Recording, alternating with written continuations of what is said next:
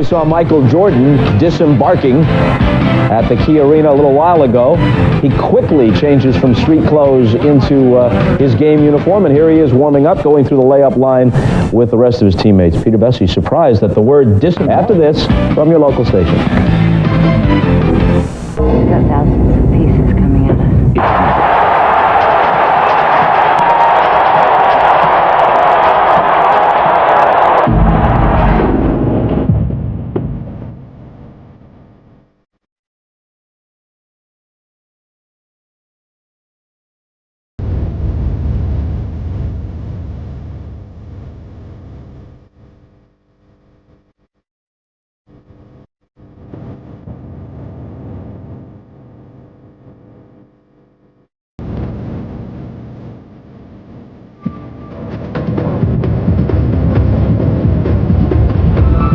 Today, for the first time since the finals, it's the Seattle Sonics and the Chicago Bulls.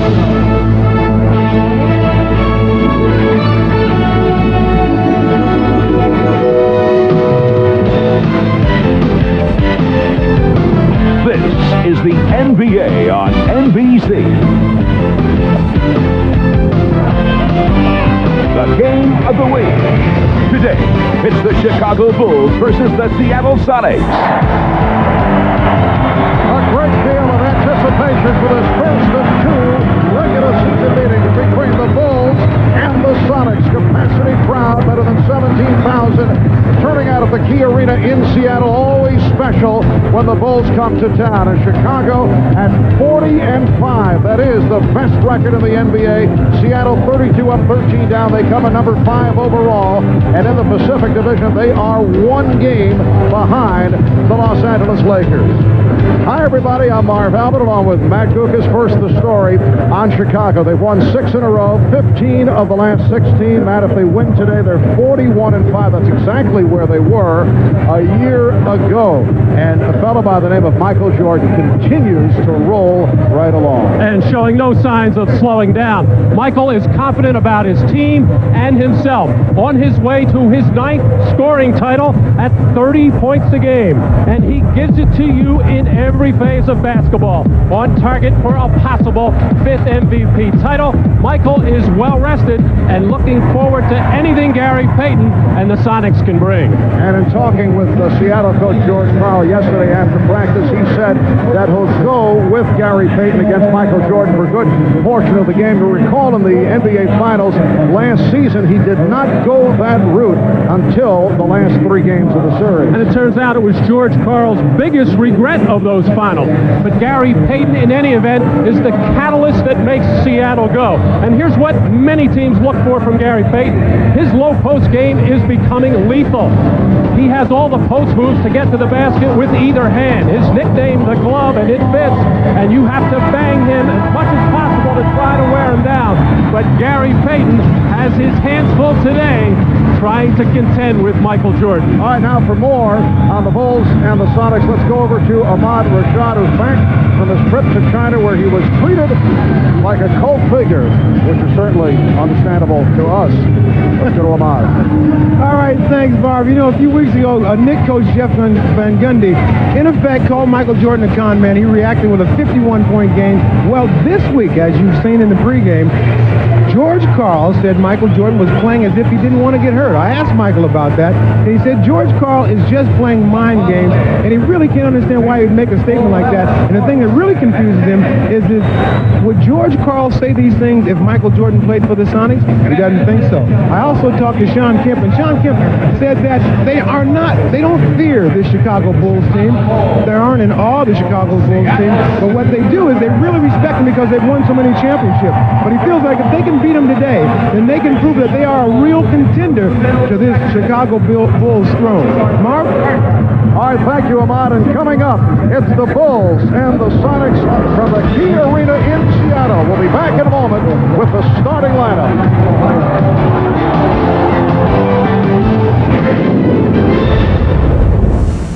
is brought to you by Miller Lite, who invites you to sit back and enjoy a Miller time. By Genuine Chevrolet, the cars more Americans trust. And by Snickers.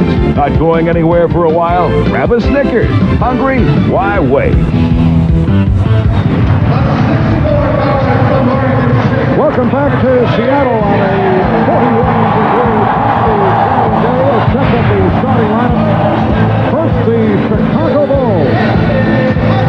Ron Harper, Michael Jordan in the backcourt. Harper back from the sprained neck and back injuries, out for 5 games. Jordan averaging just under 30 points per game over his career against Seattle. Luke Longley at center, Scottie Pippen and Tony Kukoc are the starting forwards. Scottie Pippen averaging just under 6 assists per game, at a second among NBA forwards. And for the Sonics, who've won their last 2 over Golden State and Washington, 11 of the last 13, Gary Payton second in steals in the NBA, and Hersey Hawkins in the backcourt. Up front, Kim McIlvaine with Sean Kemp and Denver Trent. The Seattle Sonics, coached by George Karl in his 6th year as the head man here, 5th full season. And Phil Jackson, who says of the Sonics, they are one of the best teams from the West, but not the best like they were a year ago. And the Seattle Sonics, counting the 2 finals wins, have won 5 of the last 6 against Chicago here in Seattle. Last season, they split their 2 games. The Sonics winning here last November, and that for the Bulls, only their 2nd loss of the season. The officials, Hugh Evans, Ron Alessiak, and Scott Foster, as we get ready for the first meeting of the regular season between the 2 finalists from a year ago. And Coach Phil Jackson of the Bulls telling us earlier today, he thinks this Sonics team has lost some of their hard edge, the one they had last year with Irvin Johnson as a starter for 18 minutes. Vincent Askew coming off the bench as a good, solid defender. Most important of all, however, they missed Nate McMillan, who was still on this team and due to come back after the All-Star break. But if George Karl could wish for one thing today, is have his team come out and rebound the basketball. He feels everything else will fall into line. The Sonics have been struggling in that area. Yes, that has been a major problem. They have been out-rebounded 20 times thus far this season. Jim McIlvaine did a good job last week against Shaquille O'Neal. He and Terry Cummings combining, although the Lakers won the ball game. Here's Pippen off a set play, taking the beautiful lead from Kukoc. Oh, and as a coach, you must hate that play more than anything else in the world. On the opening tip, you don't mind if they come down and score in the half court, but don't give an easy lay-in on the opening tip. Ron Harper, good defensive player, opening up against Gary Payton. Here's Sean Kemp. The tip missed by McIlvaine. And there you saw the matchup, Luke Longley on Kemp, the bigger man. That's the way they started the finals last year. And Kukoc not able to hit. That's Hawkins. Shrimp, played by Jordan. And Seattle wants to get as many of those as they can. They're hard to do against Chicago because the Bulls rarely make mistakes. And Phil Jackson wants to talk about it right off the bat. They just don't give up transition baskets like that unless they make a turnover high out on the floor, which that was not. Well, on the opening tip, defensively, you want to be between your man and the basket. And right off the bat, an easy tip to Tony Kukoc, and Sean Kemp falls asleep watching the basketball, and that enables Scottie Pippen to get behind him. And then just off a normal missed shot, but the guards for Seattle, this is what they have to do, rebound the ball or help the big guys do it. An easy rebound and just slow transition on the part of the Chicago Bulls, something you rarely see from that club. So 47 seconds in, Phil Jackson takes a 20-second timeout. Bulls and Sonics tied at 2. We're just getting started. Here's Pippen for 3. Longley pops it out. And Kukoc passed on the shot. But a 3-second violation called on Longley. On the initial play, we saw the matchup. Gary Payton fronting Jordan inside. The Bulls weren't patient enough to get it in there. Forced not a great shot by Pippen, but Jordan still hustled to keep that ball alive. Sonics come off a win over the Bullets here on Friday night. They actually escaped with a 2-point win. They shot only 42% from the field. Pippen knocked it away. Last touch by Kemp. Good recognition, however, by the Sonics reading the switch. Kemp bearing down on Pippen inside, putting his head heading right for the rim, but just a little bit over anxious on the play, kicking it out of bounds. Kukoc off the fake, through the foul. Foul committed by Jim McElvain. A little two-man game developing over on the left side with Schrempf and Kemp. They get the switch that they want. As good a defender as Scottie Pippen is, he doesn't want to be caught too often inside with the strong, explosive Sean Kemp. Got away, though, with a good strip of the ball on that play. Tony Kukoc piling up the assists as of late. 11 against Vancouver earlier in the week. Career high 13 against Toronto last Saturday. I thought in last year's finals, the Sonics didn't do enough to exploit his individual defensive weaknesses when they had the opportunity. In this start, he's going to be watching Jim McElvain, and that's a guy the Sonics just do not go to in the offensive end. Here's Payton. Air ball. Hawkins on the recovery. And Payton for three. Seattle with a 5-3 lead. Jordan by McElvain.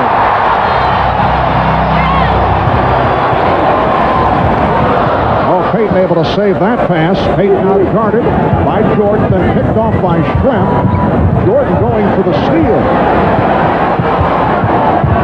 And the baseline closed, and that pass carried out of bounds. Well, that's the kind of team defense that you have to get on that last sequence with Jordan posting up Payton. Gary worked hard, forced him out a little bit. Michael had to work so hard, I don't think he ever saw Jim McElvain coming. McElvain is a good shot blocker and read that play beautifully. The Chicago Bulls Friday night in San Jose beat Golden State handily 115-92. That was a 35-8 score after one. Longley off the good setup from Kukoc is fouled by McElvain, and that's 2 on Jim McElvain. So many of the teams in the league let Michael catch the ball in the post and play behind him. That is death. Although Payton kind of took himself out of that play, he was working to get around on Jordan and forced Michael out a little bit further than he wanted to be in a post-up situation, and that enabled McElvain to get into the play. Here's Jordan. Well, Michael missing on his first 2 shot attempts. The first was blocked. Kemp down deep. Oh! And it was an offensive foul. A charge on Hersey Hawkins. Well, Hersey doesn't like it, but the Bulls doing a good job in team defense of plugging the lane. Scottie Pippen read it perfectly, stepped in there, took the bump, and of course he flopped. Yes. 3 minutes, 10 seconds gone by. It's the Sonics 5 and the Bulls 3. Pippen, yes, and the game is tied at 5. Pippen with 4 of Chicago's 5 points. Schrempf off a double team. He came up with air. Here's Pippen going behind the back, and he lost it. Oh, and off the scramble. Last touch by Seattle as Hawkins last touch by Chicago. Well, two Seattle players actually touched that ball and knocked it out of bounds. I'm surprised that Ron Olesiak is giving the ball to the Sonics there, but that still looks like Hersey Hawkins to me. He knocked that ball out of bounds, and the Bulls bench complaining, but Olesiak stays with his call. Payton backing Hopper. Schrempf's pass deflected, handled by Hawkins. And here's Hawkins. Sonics with a 7. 9-5 lead. For Hersey Hawkins hitting on his first shot attempt. His scoring has been down. He's averaging 12 per game. Hopper with the open three. Kemp with the rebound. He had Hawkins breaking. Wisely held back because the Bulls did recover. Now Payton using the pick from Schrempf. Gary Payton hitting from the right corner for a three. Hitting from the left corner for a two. And the Sonics lead 9-5. You can sense the urgency in the game of the Sonics, pushing the ball up the floor at every opportunity, putting pressure on the Bulls defense. Here's Kukoc. Yes, Tony Kukoc with his first field goal. For Kukoc a three, and the Sonic lead is now 1. Back in. 5 minutes gone by in the first. Payton feeling for Hopper. And able to spin for the open shot.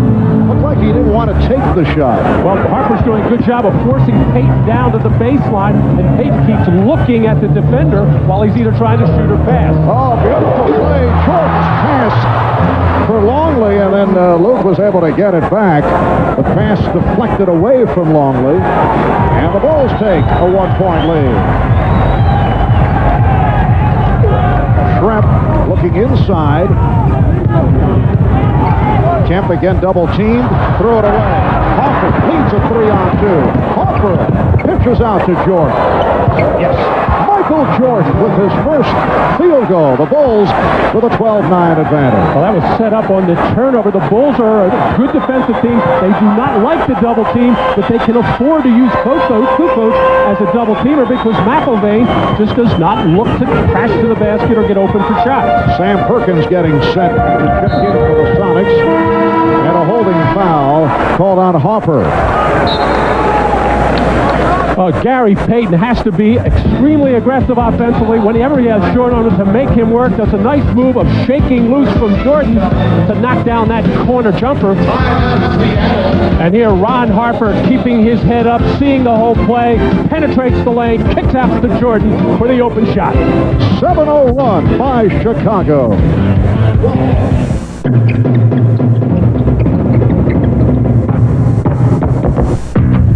Up, my friends and I always talked about, man, one day you're gonna have your own shoe. That's something I always dreamed about. I knew it was gonna happen because I wanted it to happen, but I just didn't know what it would feel like. And the first day I saw him, you know, I just had goosebumps all over. Now that I played in them, but they feel like I want them to feel. Yeah, I think some people gonna like these shoes. You see the movie doing the ball? Next up, a very special item. George Mirasan. And there's Sam Perkins, 13-year man out of North Carolina, about to check in for the first time for the Sonics. Sam, a teammate of Michael Jordan's on the 1982 North Carolina Tar Heels. We asked Sam, what was it like playing with Michael? He played with me at North Carolina, and because I was there first, and but no, I didn't have an inclination this would take place with him.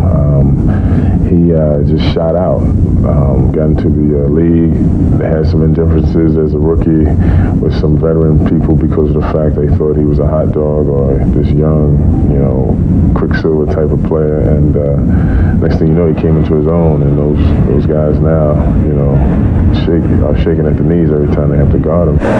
He played with me, said Sam Perkins. Trippi pointed out that Michael Jordan told us earlier Sam was always a jokester. As you can see, Sam doesn't get too excited about too many things. He's a little concerned in the three-point shootout. He might not get 25 shots off in a minute. He does at a slow release. He has that sleepy look. They call him Mr. Smooth. And has been hitting the three with great accuracy this season. Michael Jordan on the miss by Hersey Hawkins, and then fires down. Here's Pippen putting moves on Schrempf. 7-0 run by the Bulls. With 5.5 to go in this first quarter, they lead the Sonics 12-9. Now Schrempf posting up, had it poked away by Pippen. Still 10 on the shot clock. Schrempf. And Jordan able to tip it to Harper. The Bulls have remained the same following the timeout. Harper and Jordan in the backcourt. Longley with Kukoc and Pippen up front. Kukoc going at Perkins on balance. And a foul call. It is a loose ball foul on S.Kemp.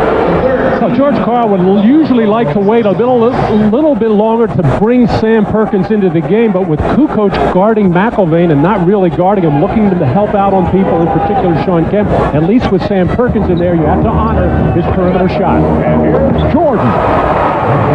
Well, that is his second field goal. Michael doing it with the jump shot. We talked about that yesterday with George Karl. Ahmad touched on that earlier. Although that was not necessarily a negative statement. Foul on Luke Longley using the knee. Jordan is amazing that here's a guy's going to be, 34 on February the 17th, and his game is still evolving. Is that possible? No question, and he keeps working on his body physically. Detlef Schrempf finds one from the outside. But, it's a compliment to Michael that he is reading the way teams are playing and taking what is there, and he'll go look for contact when he has to. When his outside shot is off, or if it's a close game, he knows how to get fouled. What a move by Jordan! Well, he took it right at Gary Payton, able to spin baseline, and the Bulls now lead 16-11. Going behind the back, try to feed the front, and the reach-in is called on Harper. That's the second foul committed by Ron Harper. It's going to be very physical when these two are in the post. Actually, Michael used that arm bar of Gary Payton as a post to lean on it, to feel it, and then spin off it as Gary Payton, an outstanding defender, throws in on the play. The beautiful spin move. Harper sitting down.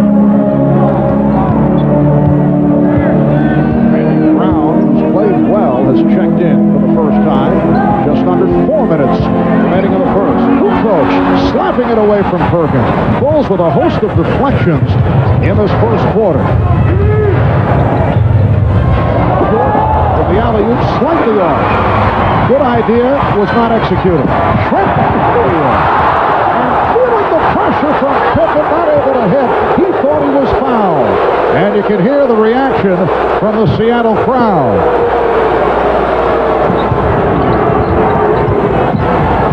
Jordan putting moves on Kemp. And hits. Michael Jordan picked up on the switch by S.Kemp. And is extended to an 18-11 Bulls lead. 8 consecutive points by Jordan. And here's Schrempf. Three-point attempt. And the Sonics have hit a valley with their half-court offense, a problem for them all season long, even last year when they went to the finals. Sometimes their execution is just very, very careless, and sometimes their ball handling, as the Bulls have knocked a lot of balls loose. Crowd wanted to travel on Kukoc. 13-2 run by the Bulls. Nice pass from Kukoc to Brown. And the Bulls out executing the Sonics. Lead at 20-11. 2.5 remaining in the first. Gets fouled by Longley. Well, Scottie Pippen tried to throw an alley-oop pass, unhappy that he didn't make it, but hustled back and played 2 people on the play and probably fouled Schrempf on the play, but knocked that ball loose, got the benefit of the call. Jordan is thinking drive on Kemp, try to draw a foul. Excellent defense by Sean, still got the shot off. Timeout is taken, 2:29 remaining in the first. Only by going alone in silence can one get into the heart of the wilderness. All other travel is mere dust and hotels and baggage and chatter.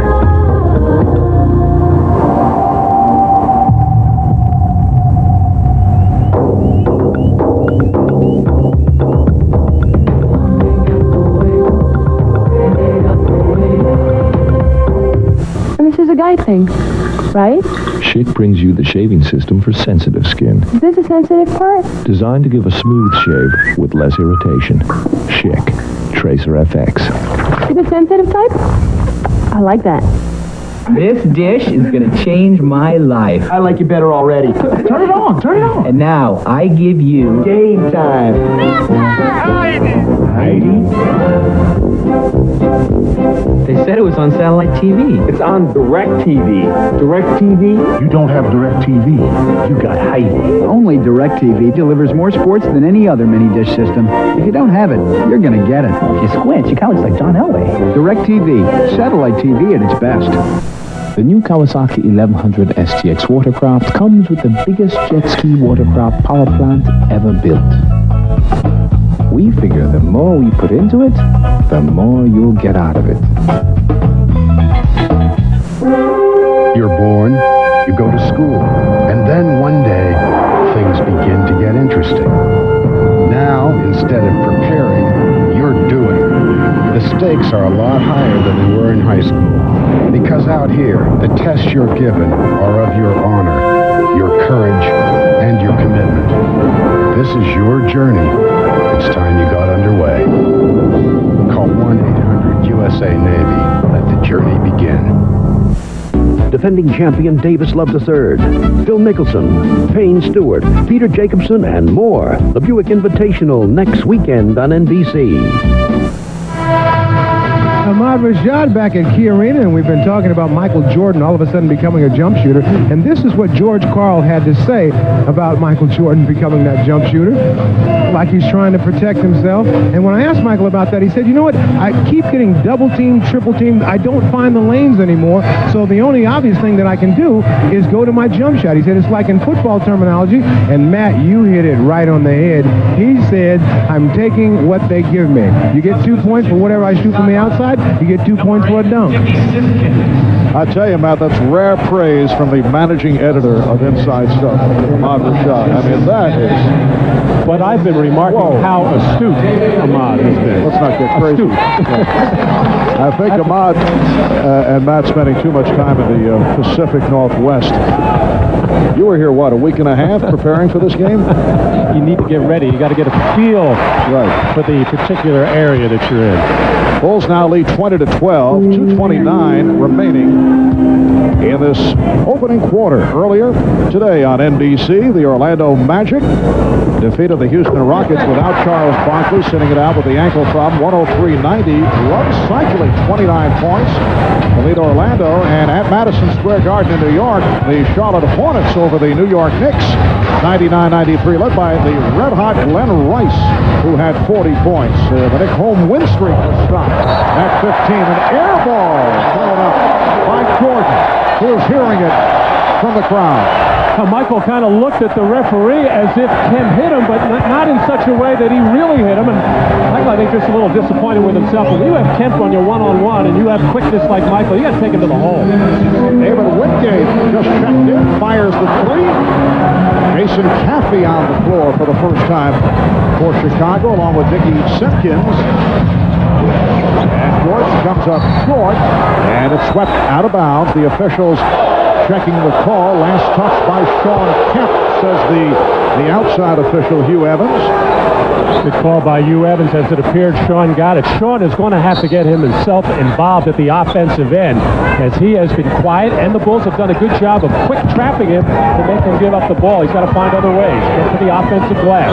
Phil Jackson now has Brown and Jordan in the backcourt with co-coach Caffey and Simpkins up front. With Rodman, of course, still serving the suspension. Jordan with the turnaround, goes to the spin. So Michael now 5 of 9. He has 10 points. Rodman still in the midst of that 11-game suspension. He has now missed the past 8 games coming into today. The Bulls have won 7 of those 8. Poor shooting here by Seattle. 5 of 16 from the field. Now to 1 minute left in the first. Backdoor pass, Kukoc for Caffey. Jason Caffey is showing some signs King's Edge at late. Playing much better, getting the opportunity in the absence of Rodman. Caffey, a second-year player out of Alabama, first-round draft pick last year. Well, I said Sean Kemp had to get involved. He did not have that shot in mind. I don't think George Karl did either, but you can see the frustration by Kemp. Here is... Oh! And now Wingate on the open floor. Couldn't handle that pass. Would have had a 2-on-1. And it's picked off. Simpkins handling that bad pass. It's a rare opportunity for Simpkins to get meaningful playing time this early in the ballgame. Normally, it would be Bill Weddingford. There's a 10-second violation. Well, that's when you rarely see they did not cross the midcourt line on the required 10 seconds. I glanced at the Chicago bench. Steve Kerr, sitting at the end, saw what Randy was doing, taking his time, knowing it was a one-shot situation, but he also saw the clock and had a feeling it was going to be very close. He was up waving to Randy, just get it over, but just a little mental error there by Randy Brown. Greg Elo has come on for the first time. Elo getting some playing time as of late. Was a forgotten man for a while. Sonics holding for a final shot. Gary Payton working it down. 5 seconds remaining. Payton is over the head. Bulls now lead 24-15. 4 3/10 seconds to go in the first quarter. All right, here's Jordan. Across the midcourt line. Michael Jordan from midcourt.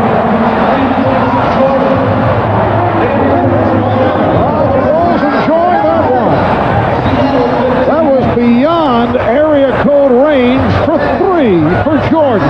Michael almost taking his time, knowing that he wanted to get just to a spot where he could be able to shoot a jump shot and still get it to the rim. And he went up and shot that one with ease from such an amazing distance. I think George Karl would have rather seen him drive to the basket than take that jump shot. I think Michael's thinking, let's see, I'm not eluding contact here, am I?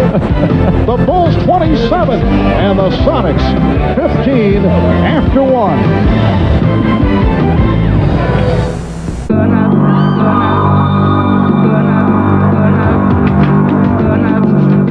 With the Vortec engine in a Chevy S10, you can go around the world 4 times before you have to stop for a tune-up.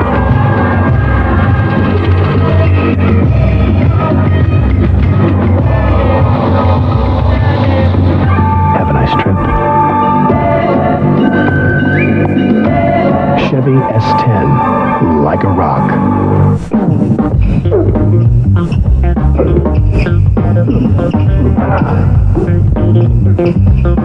Come on, Scotty, give me a fry. America's favorite fries. McDonald's. Go get them. Please, get your own, man. Prudential has helped protect and support families for over 120 years. With the largest capital base of any life insurance company in America, we've always been there for families, paying over 85 million claims. Today, Prudential touches 1 out of every 5 people in America. People think we have quite a history, but all we've ever really done is help insure the future.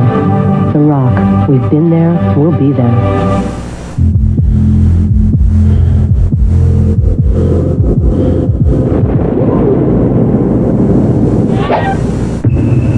Oh, I'm sorry. Did you want this? America's favorite fries. McDonald's. You're watching the NBA on NBC.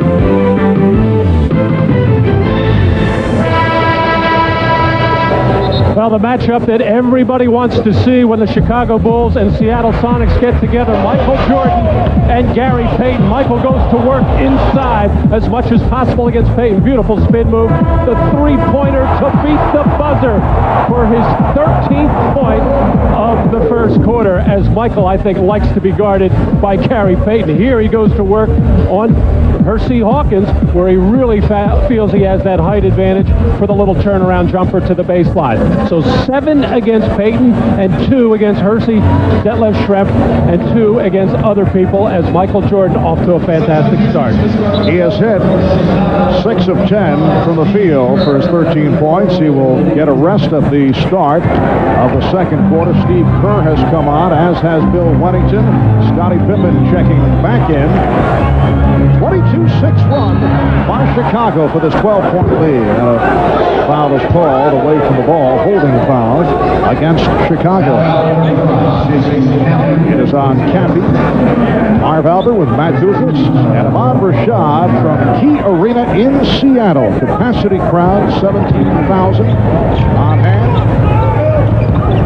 Sean Kemp has been very quiet. And it's a 3-second violation. 7th turnover committed by the Sonics. 2 games back against Golden State. Sean Kemp benched at the start of the game. Did not start because Kemp was late notifying the team that he'd be late for a practice. He's actually having a cut on his right hand examined by a physician. Also fined an unspecified sum. But George Karl very upset about the casualness, and he's trying to put an end to it. Off the steal, Wingate for Payton. The pass intended for Kemp, and again a Chicago deflection to break it up. Now they'll jump it up as Kemp ties it up with Caffey. Well, Asteroid is NBC's movie event of the month of February, but you can play the game right now live online. Asteroid Impact. Check it out at www.nbc.com. And the tip controlled by the Sonics. Actually, Sean Kemp got away with a reaching grab on Steve Kerr there. Sean Kemp has to be very careful because he's so foul prone. And here, another turnover. And that's not really Gary Payton's fault, and he is showing his disgust. You have to protect the passer, and I'm talking about Sean Kemp there. Even though it was not a good pass, it was a floater. Possession of the basketball is most important. Get that first. Kemp has not scored. He has turned it over 3 times. Brown and Kerr in the backcourt. Wennington with Pippen and Caffey up front. Now Pippen posting up on Payton. Goes up short.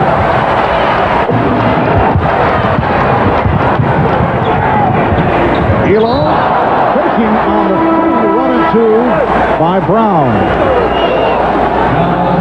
Sean Kemp very upset with the official on that last sequence at the offensive end. He felt that Caffey got away with too much there. You see that left arm of Caffey first put in there, but then actually that arm is being held by Sean Kemp there, and by holding that kept him from protecting the pass for Payton and coming out and at least catching the ball. Is a very unproductive 14 minutes so far for Sean Kemp. Minute and a half gone by. Second quarter, another Sonic turnover. A very shaky performance by Seattle here in the first half. They doubled up on Kerr, recovered by Caffey, and Pippen able to draw the foul. Well, I'll tell you, the Sonics would love to be able to take advantage of these minutes with both Jordan and Kukoc on the bench. Scottie Pippen is on the floor right here. He was fouled by Detlef Schrempf, and Pippen will go to the line. And also should have had an advantage with Bill Wennington in there, primarily to guard Sam Perkins, but the time that Kemp got the ball inside, it came down to double team, but Kemp didn't read it and find the open shooter. Here's Scottie Pippen. This is the word around the league on Scottie Pippen, just some of the things that he does. He, in effect, is the point guard for this team. Outstanding in the open floor, unselfish, likes to give the ball up, and, of course, a perennial member of the all-defensive team. And Scottie Pippen and Michael Jordan, starters in the All-Star game in Cleveland. Sunday night, a game you will see right here on NBC. Sonics with 2 starters, Gary Payton and Sean Kemp. Payton from deep. Rebounded by Caffey. But at least the Sonics got a good shot by going inside and back out. They can't live on those jump shots. They have to get some kind of continuity going at the offensive end.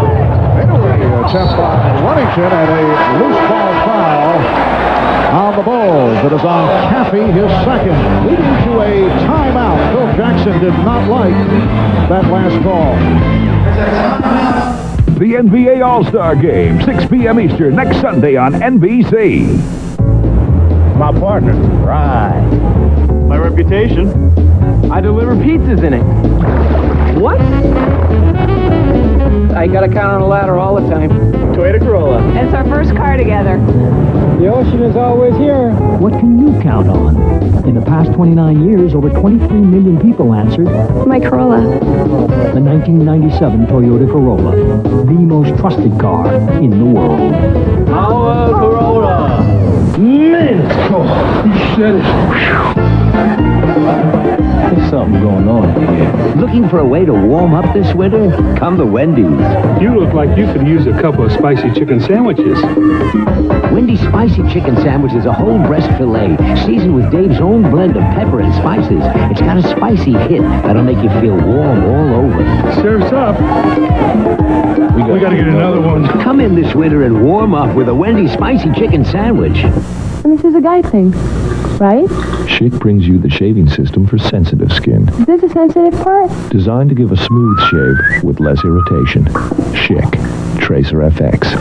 To the sensitive type? I like that.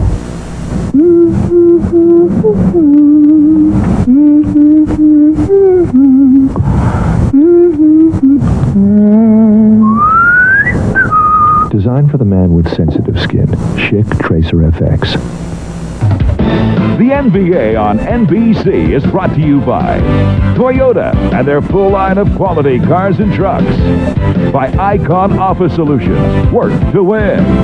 And by Bud Light. If you want great taste that won't fill you up and never let you down, make it a Bud Light. Back in Seattle moments ago, Phil Jackson upset with the foul call on Jason Caffey. Let's listen in.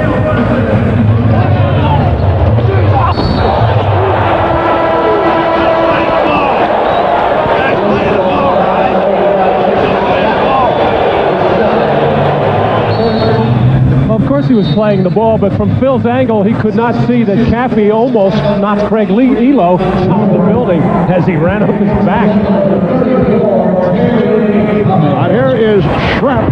Yes.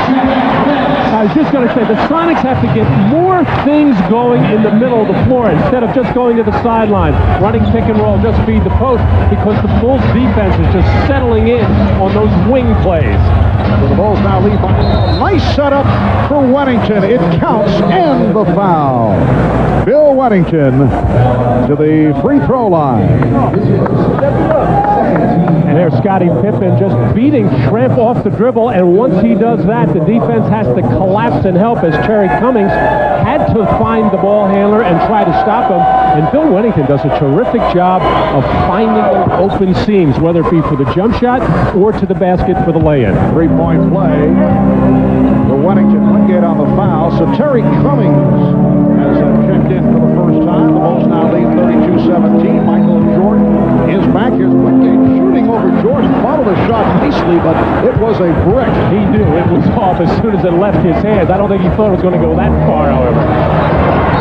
And Jordan run into by Elo. Craig Elo over the years has certainly had his ups and downs in defending against Michael Jordan. Well, he has been on more posters and in more highlight reels of Michael Jordan hitting big shots against the Cleveland Cavaliers. Yet, Craig Elo works very hard and plays smart defense against Michael. Just not that good. Who has been? Good point. Open shot for Cummings. Wingate missed the tip. And last touch by Seattle. Jason Caffey has just checked out. And you might say, here in Seattle, it's time for the Bulls to take a Caffey break. I'm sorry. You might say that. Timeout has been called. 8.5 remaining in this first half. I was waiting for Caffey to check out.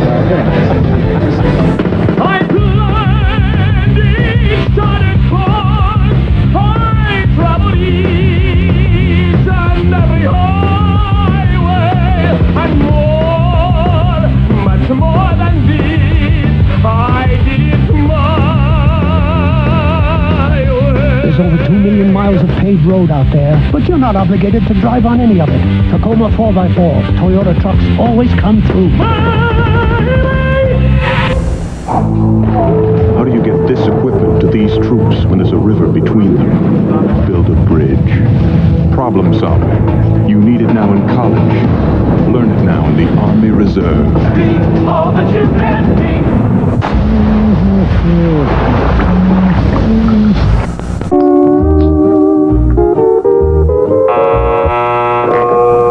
Nuts. Gonna be a while? Grab a Snickers. Oh, I'm cramping.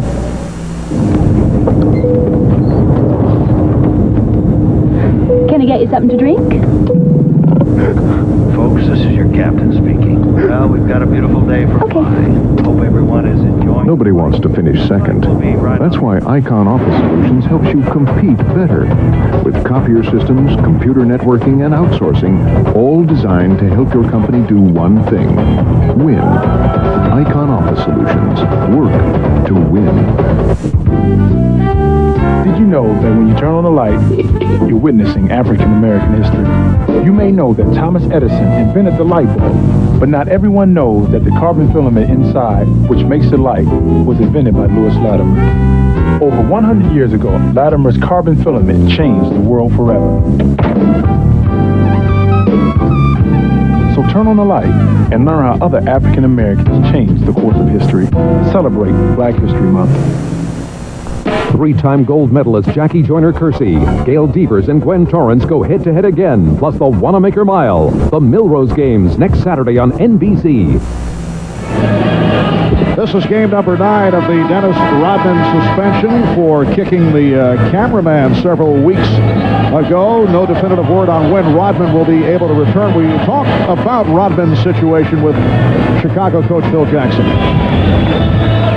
You know, it's so surreal, a lot of the events that happen, that it's not in context of the game. It's in context of something else. It's not upbraiding the coach or towel throwing or incidents where he's in the face of his teammates. There's none of that stuff. It's things that are bizarre, and it's bizarre behavior, and those things, from that standpoint, are not predictable.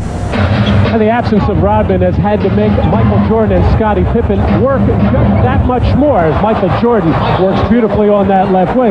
Not that they're not capable of it, and they read each game as it comes along. If it's more scoring, they do that. If it's more rebounding, they will do that. They've handled it beautifully. 15 points for Jordan. And the Bulls have doubled up on the score against the Sonics. They lead 34-17. One game with the shot clock running down, rejected by Pippen. Michael Jordan has been feeling it with that jump shot. I'm sure he remembers very well what George Karl said about it, but this is Michael Jordan's game. He's not going to change it because somebody said something about him, in particular somebody from North Carolina. He's going to play his game. George Karl right now not happy with the offensive group that he had out on the floor, has brought some scoring punch in along with Eric Snow, who has replaced Gary Payton. We asked Michael earlier, will there be a late game visit in the direction of George Karl along the lines of the scenario in Chicago after Hubbard's way off, and we get a whistle. It would have been a 24-second violation, but a foul charged against the Bulls. How about Seattle now? 7 of 25 from the field. Pippen called for that foul. Jeff Van Gundy made the comment a couple of weeks back, actually several weeks ago, and then it was revived in the Chicago media right before the Knicks played the Bulls, that Michael Jordan tends to befriend players around the NBA, and he said he sometimes cons players. Actually, Jeff Van Gundy had said many favorable things concerning Jordan's game, but there were things in there that Jordan used to motivate himself. Jordan said Jeff Van Gundy was looking to motivate the Knicks because of some friendships that have gone back over the years, and he felt that had affected the Knicks and how they play against Jordan. Michael Jordan with 17 points. He is just eating up the Sonics in his first half. 36-17 the score. And at the end of the game, Jordan had some remarks in the direction of Van Gundy, who had ignored it. A continuing saga. Nice move. It counts, and the foul. Eric Snow, the second-year player from Michigan State, who had come on just a moment ago, able to hit.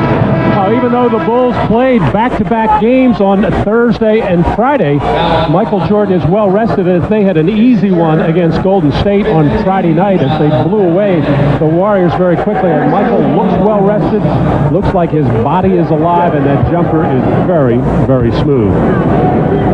And Eric Snow seeking the three-point play. Eric Snow, a second-round draft pick of Milwaukee and then traded to Seattle last season. The Bulls 36 and the Sonics 20. Brown and Jordan at the guards. Longley, Pippen, Kukoc up front with Jordan, pushing it back out. Brown, who's improved that outside touch. Cummings with the rebound. And Snow pushing it down. Cummings. Sonics in the midst of a weave. Not able to get much going. Cummings takes it to the basket and draws the foul. It's called on Longley.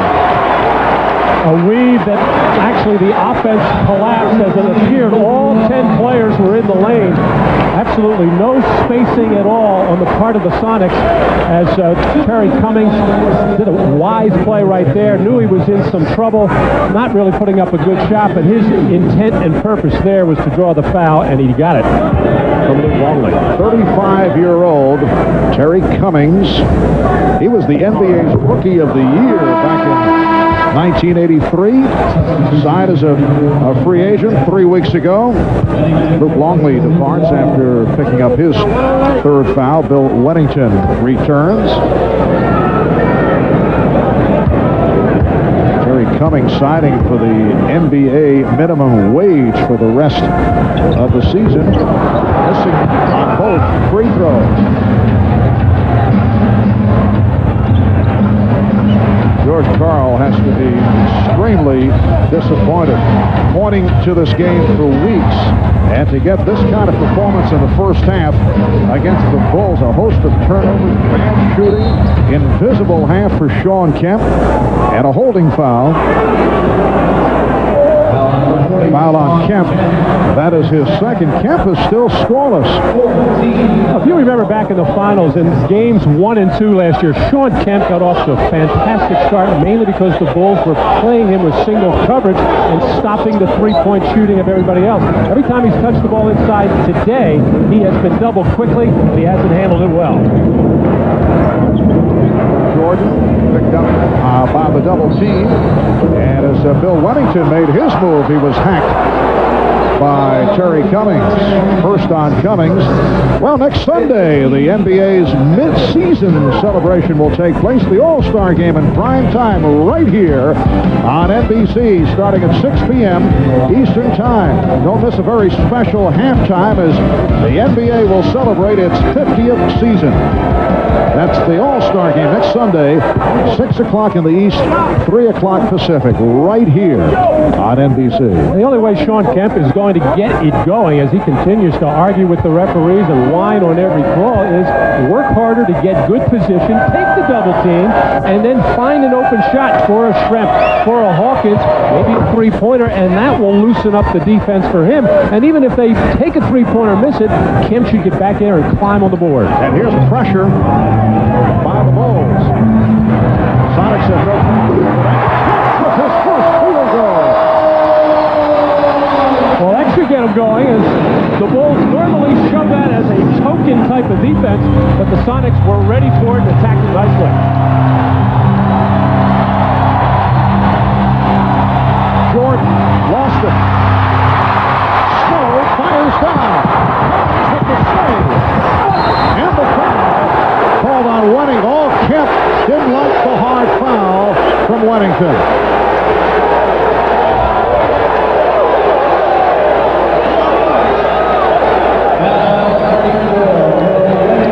Well, the Sonics trying to get back into this game any way they can and what they do best is get out and run in the open floor. That pass too long, but good communication there, letting Cummings go for the ball rather than two players go for it. But Hawkins a little bit slow in gathering and getting in the air. Wennington wanting to make sure, but you saw the grab of the hand there by S.Kemp as he continues to show his frustration. And even though Sean denies the fact that the contract situation he's involved in, where he is signed for many more years, a number of players on his team making a great deal more money than him, saying that he's beyond it, it's past him, it doesn't bother him, it bothers him.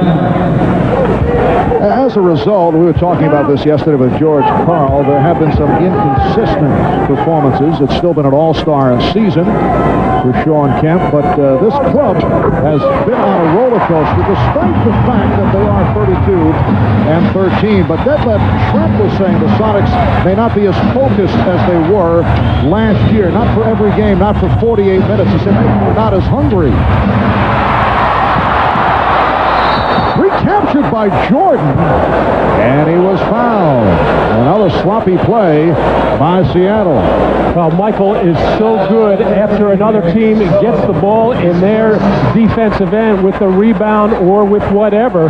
But this time, just carelessness on the part of the Sonics as they didn't grab the ball first. But Michael also can reach in there and grab it. He was triple teamed on the recovery and able to get that shot up and out of his hands to draw the foul. And Michael Jordan on the line for the first time among the free throw leaders at 85%. Back to the subject of the troubles of the Sonics. Although they are 32-13, not playing at the top of the game, they have certainly missed Nate McMillan, a key player. He adds so much off the boards where the Sonics have been weak. He's been out with a muscle tear, hoping to return after the All-Star break. He's played only a handful of games. But this is a Sonic team that has dropped games to the Clippers, the Bucks, the Nets, the Hornets. They've lost every time they play their major rivals in the West. Twice to the Rockets, twice to the Jazz, and twice to the Lakers. So there are some troubles here as compared to last season. When Nate McMillan came in games 4 and 5 of the finals here in this building, I don't think I've ever heard a louder building. He means so much to that team. And there you see what the Sonics have done against the other top teams in the league that they've played. And Seattle almost acts as if, well, don't worry, we'll get it going as the second half of the season comes and when the playoffs come. It's hard to turn that switch on and off. And Hawkins hit from behind, again by Wennington.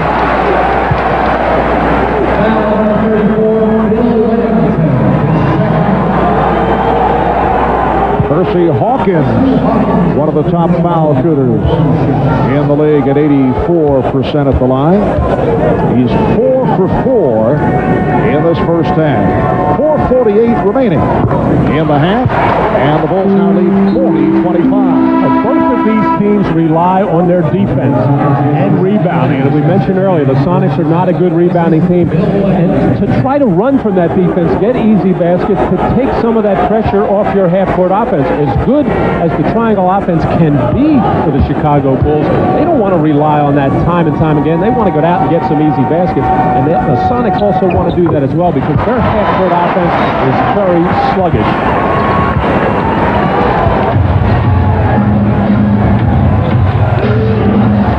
Now Jordan posting, putting them on, and draws the foul. So Gary Payton committing his first. Gary Payton among the league leaders in scoring and steals and assists. Quiet thus far in the first half. 3 of 8 from the field. This is what Michael Jordan has been facing this week.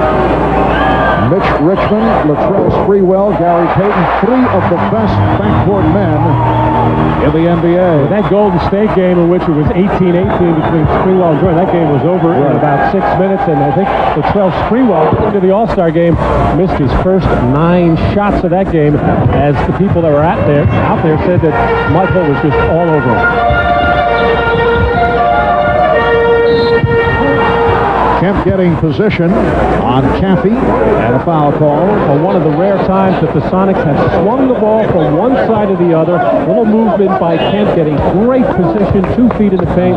Ball delivered on time, and Jason Caffey made the smart play by fouling him before he could get in the act of shooting. But they're in the bonus anyway, so he'll go to the line for 2. Sean Kemp, a 76% free throw shooter, comes in averaging better than 21 per game.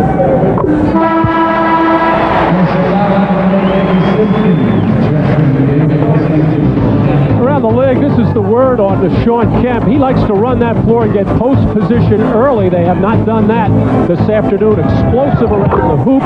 He does turn it over quite a bit. He led the league last year in walking violation, and he will foul you. He averages over 4 a game in that department if you give him the chance.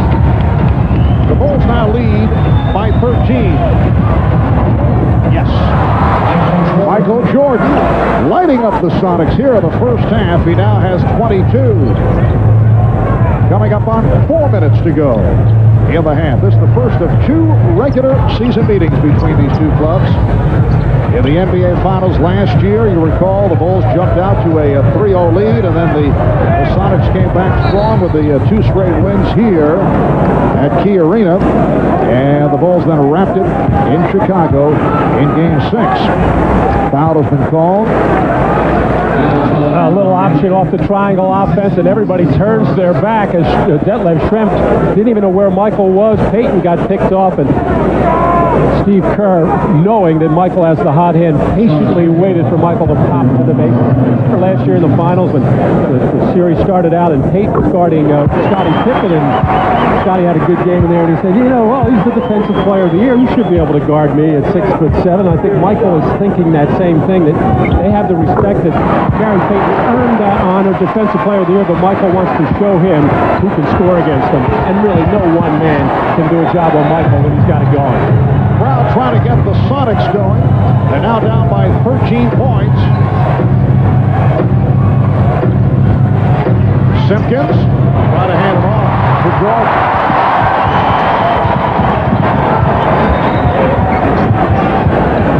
Perkins, played by Kukoc. Here's Kemp for Payton. 3 seconds. Perkins in mismatch, guarded by Kerr, draws the foul. Sam Perkins just shedding Steve Kerr, who comes up amused by the play. Well, it was on the slow side and a little bit methodical, but Sam Perkins knew he had a little one and knew he had him in trouble, and all he had to do was get those arms under the defensive arms of Steve Kerr and draw that foul. He had a little one. 3:17 remaining first half. Bulls by 13. Cozy, huh? What? Whoa, bedroom? No way. Security? How's the transportation? Classic fixtures. Ooh, what do we have here? Bud Light. Go ahead. It's got your name on it. I'll get my own. Nice. Huh? I'll take it. For the great taste that won't fill you up and never let you down, make it a Bud Light. That was close. I was down to my last one.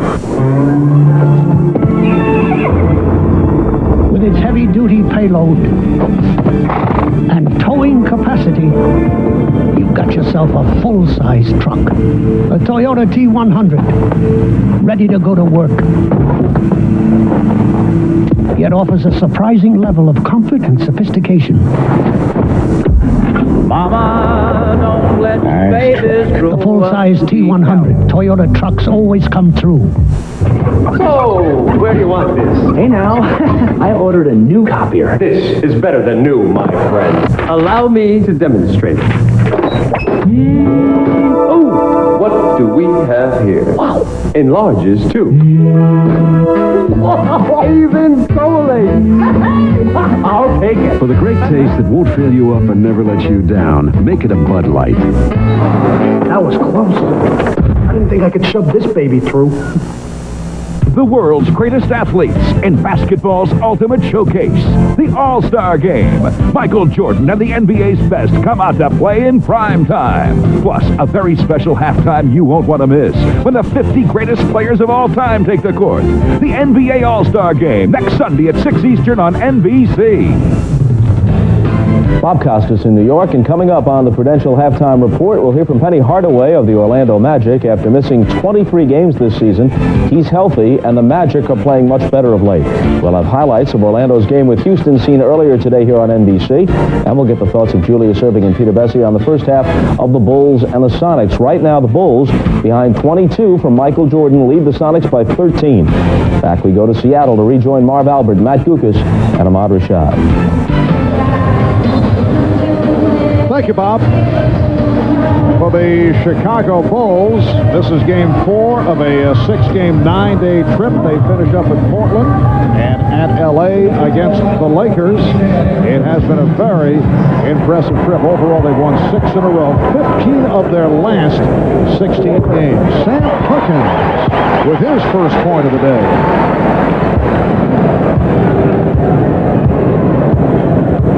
Clubs shooting well at the line. Seattle, though, from the field, 3 of 11 here in the second quarter, but they've hit the free throws, and they've cut the lead down to 11. Chicago at 1 point, led by 19. And again, the crowd urging on the Sonics. Shot clock at 6. Kukoc. 3-on-2, and Kemp lost it off his foot. Tentative trip that time for the Chicago Bulls, just passing the ball around the perimeter. When they finally looked for Jordan, way too late, the turnover, and Shawn Kemp, so anxious to get something going and get involved in this game and get into the scoring part of things, just carelessly losing that ball out of bounds. And for Kemp, his 4th turnover first half. Jordan, double team by Payton and Kemp, goes to the crossover, extend in midair, and got off a pretty good shot despite the pressure. Now Schrempf working on Kukoc. And Hawkins resets. Simpkins guarding Kemp. Now they double. Kukoc over. And another bad pass. Another turnover by Kemp. Whoa, that was close to a backcourt. Kerr for 3. Yes. From way downtown, Steve Kerr with his first field goal. George Karl exasperated right now. Another double team on Kemp, throwing it into the teeth of Michael Jordan and Scottie Pippen. That is death. Coming up short and rebounds.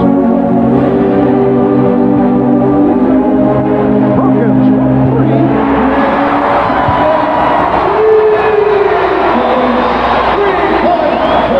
Sam Perkins among the leaders in three-point shooting, hitting on his first field goal attempt. The Bulls by 11. Jordan going backdoor to take the lead pass from Pippen. Oh, this is what the Bulls were prepared for, with all the fronting of the post by Gary Payton. If they could swing the ball up top and then lob it up to the basket, they would get good shot opportunities. And even though that wasn't a good pass, Michael Jordan made him. Well, Kerr tried to draw the foul. The official would not go for it. Leads to the uncontested drive by Payton. Bulls 48, Sonics 37. Jordan has half of Chicago's points. 24-point first half for Jordan. And a timeout called by Phil Jackson. It appeared that he did not want the timeout. Looked like one of his players called it, and Phil was puzzled. A little miscommunication there between the players on the floor and Phil Jackson, but anytime there's a fronting of the post and that quick little jab step, which is what enabled Michael Jordan to free, and rather than catching and trying to do too much with it, made sure he caught the ball first. As Gary Payton just waltzing through the lane there, as the Bulls are very small up front with Dickie Simpkins at the center position, but normally, as good as Payton is off the dribble, against Chicago, you don't get that kind of look. Down to 54 seconds remaining in the half. Chicago has won 19 of their 23 road games. 4 straight, 6 of the last 7. They were beaten in Houston 3 weeks ago, while Seattle 18-5 here at home, and they have taken 12 of the last 13 in Seattle, losing here to the Lakers last Sunday afternoon. As well as Chicago has played in this first half, although it's been Michael Jordan doing half of the scoring, and that is not good for the Bulls. As much fun as it is to watch sometimes, Phil Jackson and the rest of the ball club would rather have more people involved, and I think Michael Jordan would rather have more people involved. But the Sonics only 11 down, as poorly as they played. If they can get this thing to 10 or under, they would be reasonably satisfied. Not totally satisfied by any means with the way they played, but only 10 down going into the second half. Michael Jordan earlier this week created a stir by saying that he will play again next year, but since that statement was made, he pulled back slightly. We talked about this earlier with Michael. It stands year to year. I mean, I don't have a contract for next year. I look forward to hopefully winning a championship and then keeping everybody together and doing it again. That's always been my frame of mind. And I don't want to jump ahead of myself or jump ahead of the organization by saying I'll be back next year. I think that's something that they have to decide. And with me, I'm just going to take it year by year and feel myself. And Dennis don't have contracts for next year. So I mean, for me to say I'll be back next year, it's kind of jumping ahead of everybody. Once again, he will be a free agent. He currently has a 1-year deal that pays him a reported $30 million. I also asked him, could he see playing elsewhere, and the indication was no, but certain things have to fall into place. And he meant Phil Jackson returning, Scottie Pippen. Did not mention Dennis Rodman. Here's Kerr, rebounded by Shrem. He's still the best player in the game and healthy. Chicago by 11. They've led by as many as 19. Shrem getting inside, and he was hit. So net left Shrem to the line. Foul committed by Steve Kerr. That is his second, and net left to the line for the first time. And I say that best player in the game. We're going by the first half of this season. Of course, all that Michael has done, you can never forget that. And that's with 2 young, great players coming along. Grant Hill, who's had a fabulous season for the Detroit Pistons, and probably if you had a half a season MVP, it would probably be very close between Grant Hill and Michael Jordan. Grant might in fact win it. And another young, great player on his way up, and certainly right there is Penny Hardaway. And the Orlando Magic is certainly on the way back after all the injuries earlier in the season. Earlier today, they defeated Houston 103-90. What a year it's been for Doug Collins, Grant Hill, and the Detroit Pistons. Second best record in the NBA for Detroit. Bulls lead 48-39. 20 seconds to go. First half. Shot clock at 6. Jordan to the drive. Well, we have seen a number of drives today by Michael Jordan, although for the most part he's done it with the outside touch. He has 26 points in all. And Payton turned it over. 4 9/10 seconds remaining. And Michael has made Gary Payton work very hard, and that is the defensive player in the year. And I should say Payton has played some good defense against Michael, but no contest in this first half. Payton battling, trying to keep him out, but Michael just using his body, backing in and spinning, seeing the whole defense, if it was about to come, ready to dish that ball off. Judd Bushler has come on for these final seconds. Kukoc racing down. Try to hit Pippen. And the ball back to Seattle. That got away from Tony with 0.5 of a second to go in this first half. The Sonics able to get back into it after trailing by as many as 19 at the foul line, where they've hit 13 of 15. Perkins trying to get it to Shrem.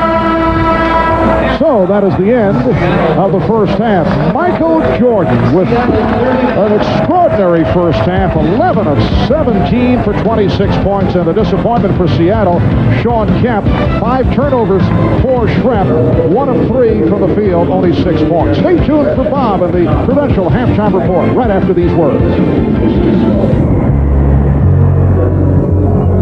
For over 20 years, the small town known as Independence, California, has been witness to one of nature's strangest rites of passage. The coming of age of the adolescent grizzly bear, when proudly, almost defiantly, they shed their last vestiges of cubhood, crying out for their most primal, urgent need.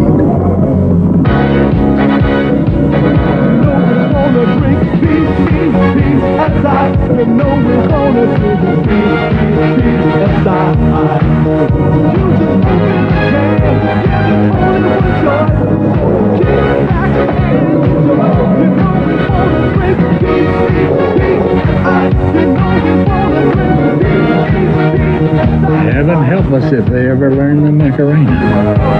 Pepsi, Generation Next. In aims to answer the call of the wild, one must soar with the grace and ease of the majestic eagle. Have the heart and soul of the mighty bear.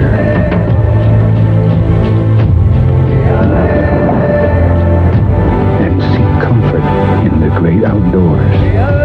It is here that our ancient spirits find a balanced path in our civilized world.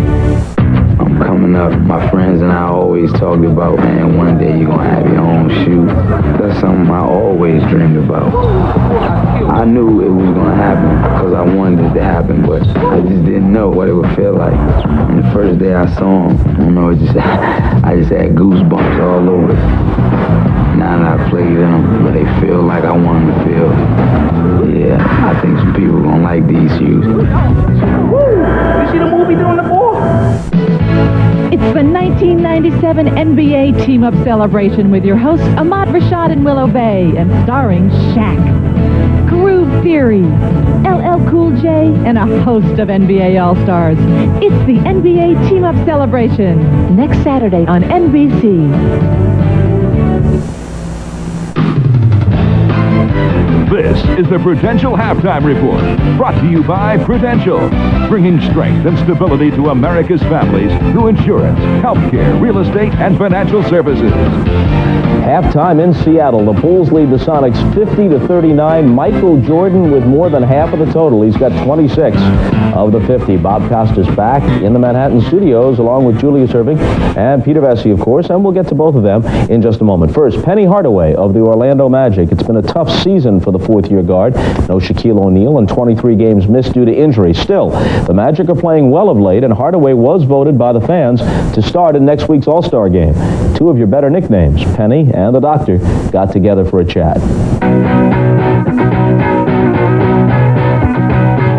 It's all going to be on my shoulders. You know, the Magic go as I go. We're very cool. You know, me and Shaquille are still on speaking terms.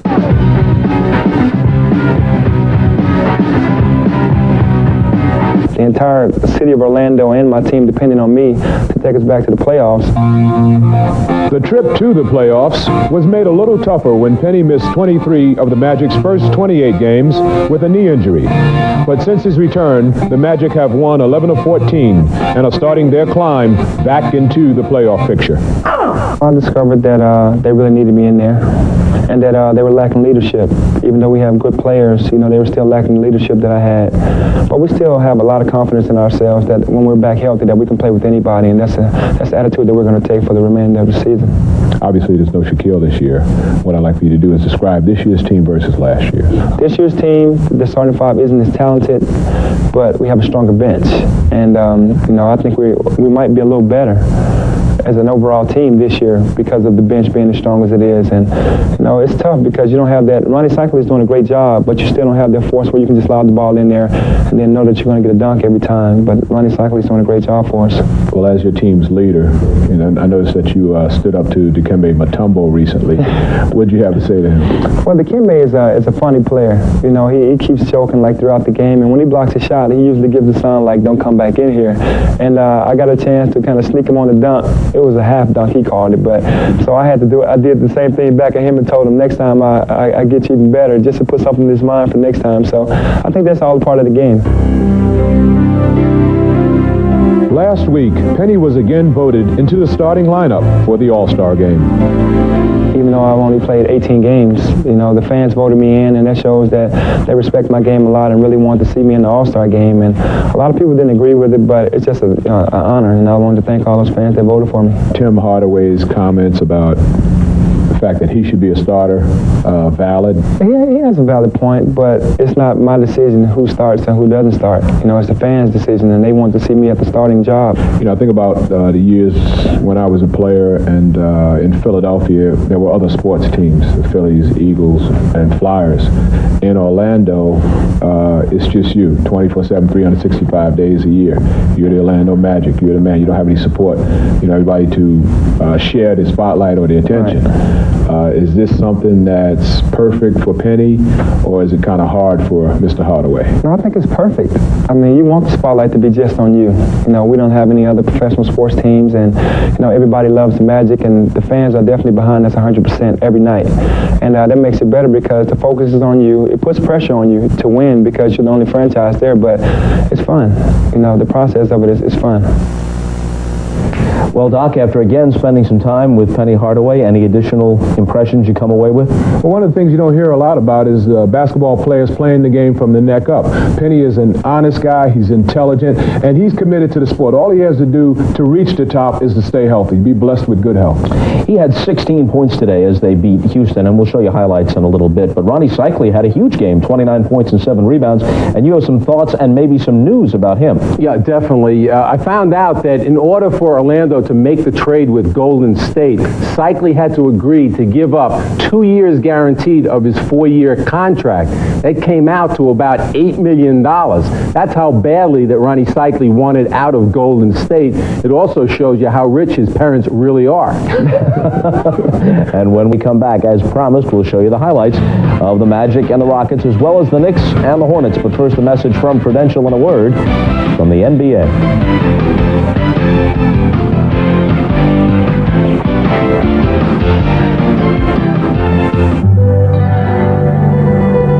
Prudential has helped protect and support families for over 120 years. With the largest capital base of any life insurance company in America, we've always been there for families, paying over 85 million claims. Today, Prudential touches 1 out of every 5 people in America. People think we have quite a history, but all we've ever really done is help insure the future. The Rock, we've been there, we'll be there.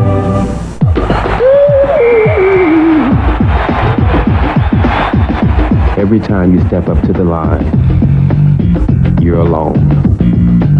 There is no defender. There is no clock. Only one thing can get in your way. Yourself.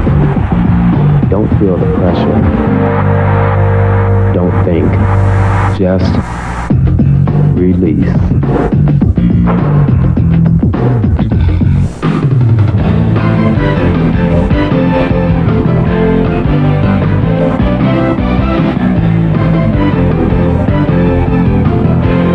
Well, just your routine 3 from Michael, a stride or so inside the midcourt line, 3 of his 26 in the first half, with the Bulls leading 50-39 in Seattle. Now a look at the rest of the NBA scoreboard, starting with the game in Orlando between the Magic and the Rockets. Orlando behind early, but they come back to win it, 103-90. Charles Barkley sitting out with the ankle injury, hoping to return Tuesday against the Knicks. The Magic trailed early, as I said, but Gerald Wilkins alley-oop there to Ronnie Cycli caps an 11-0 run for Orlando.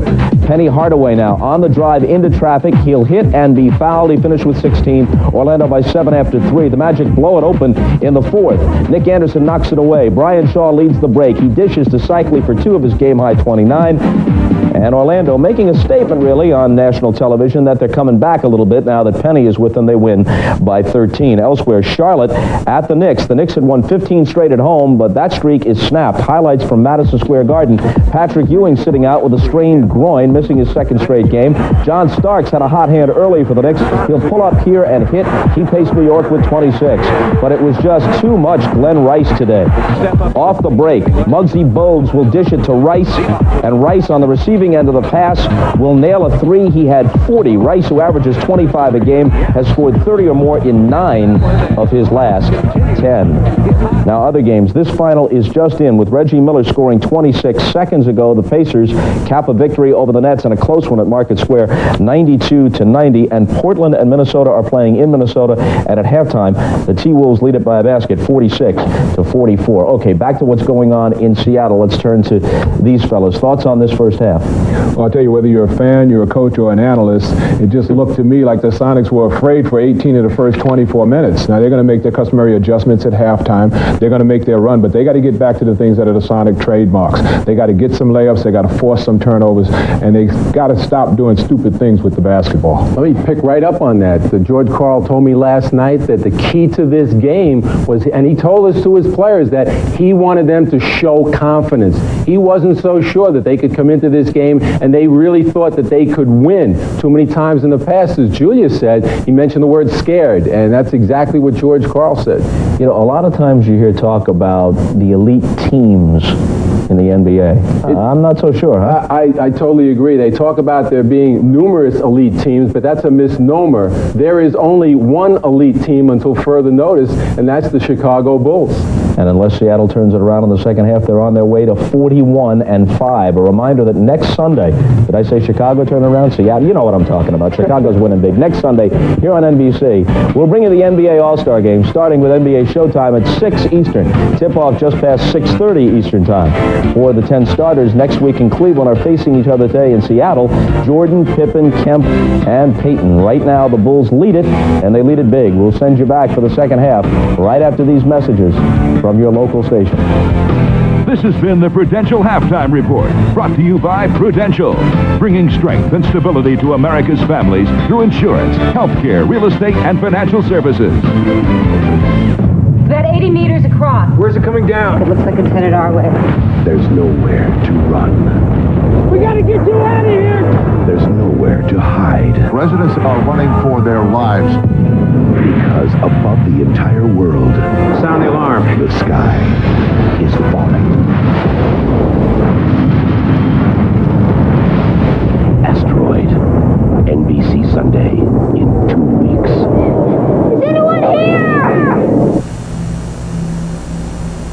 If you watch Northwest News Channel 8 this week, you saw our exclusive investigation that may have you looking at hotel rooms in a whole new light. Certainly looks suspicious. It was the story you didn't see anywhere else. Then, coming on Monday at 11, can you strike it rich with the lottery? Are you willing to take the chance? People have to play smart. The News Channel looks at your odds in a whole lot of luck. For the stories that make a difference, see why more people are switching to News Channel 8.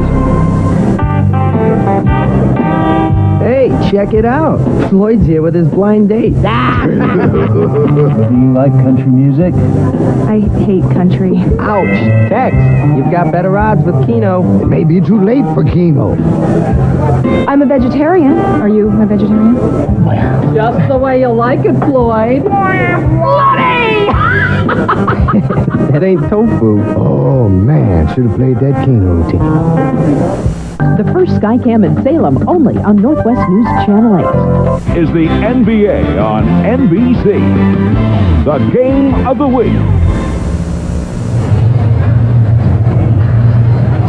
Back in Seattle, a look at the Sonics coming back out of their locker room following a disappointing first half, trailing the Bulls 50-39. Sonics shot only 34%, 12 turnovers, 5 by Sean Kemp, while Chicago shooting well, sparked by Michael Jordan. 26 of the Bulls' 50 points in that first half. Well, even though Michael had the big first half, the problem for the Sonics is themselves. Their offense has been absolutely horrible, and they have to find a way to get Sean Kemp involved. To look at some of the Miller Lite halftime statistics. Bulls shooting from two-point range, 16 of 31, 3 of 6 from downtown, including that half-court three-pointer at the end of the first quarter by Jordan, and at the line, 9 of 11. Overall, better than 51%. And there, Michael Jordan doing it from all over as he has been posting up the smaller Gary Payton by a couple of inches, and you see that one long three. Those reds hard to make as Michael Jordan has really felt it with the jump shot this afternoon. While the Sonics way off, 9 of 24 from two-point range. Free throws have actually gotten them back into it. 15 of 17 overall, 13 of 15 from the line in the second quarter.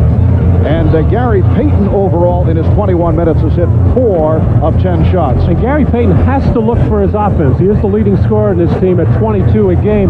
But beside that, he has to find shots for Hersey Hawkins, for Detlef Schrempf, but most importantly, Sean Kemp. All right, as both clubs warm up for the second half, let's check in with the Mod and Sonics coach George Karl. All right, thanks, Marv. George, down at 11 points at the half. What do you tell your team? Well, I just think offensively, I think there are answers there, but we got to be more patient. I think we got to pass the ball better. Defensively, I thought in the second quarter we sparked up and did some good stuff. I think we were down 14 last year when we at this time, so I think we have the ability to fight back. I just think we got to make some answers offensively. All right, good luck in the second half. Thanks, George. Back to you, Marv. All right, thank you, Ahmad. Sonics winning here during the regular season last November, coming from behind right here. Chicago up by 11 as we head to the second half. And this is a guy thing, right? Schick brings you the shaving system for sensitive skin. Is this the sensitive part? Designed to give a smooth shave with less irritation. Schick Tracer FX. You're the sensitive type? I like that.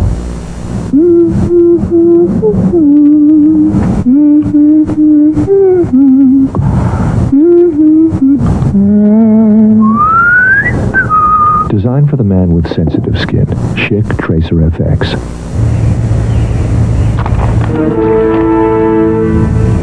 Plymouth Neon.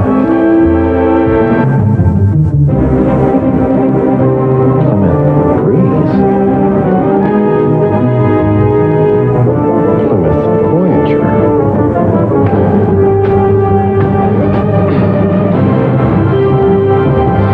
Plymouth Growler. Al, what are you doing? I'm a soft-spoken kind of guy. There's nothing more important to me than a quiet chat with my son Shaquille. I just marched to the phone and dialed 1-800-COLLECT. The money I saved him, he can use to buy some new backboards. Take it to the hole, Shaquille. He's gonna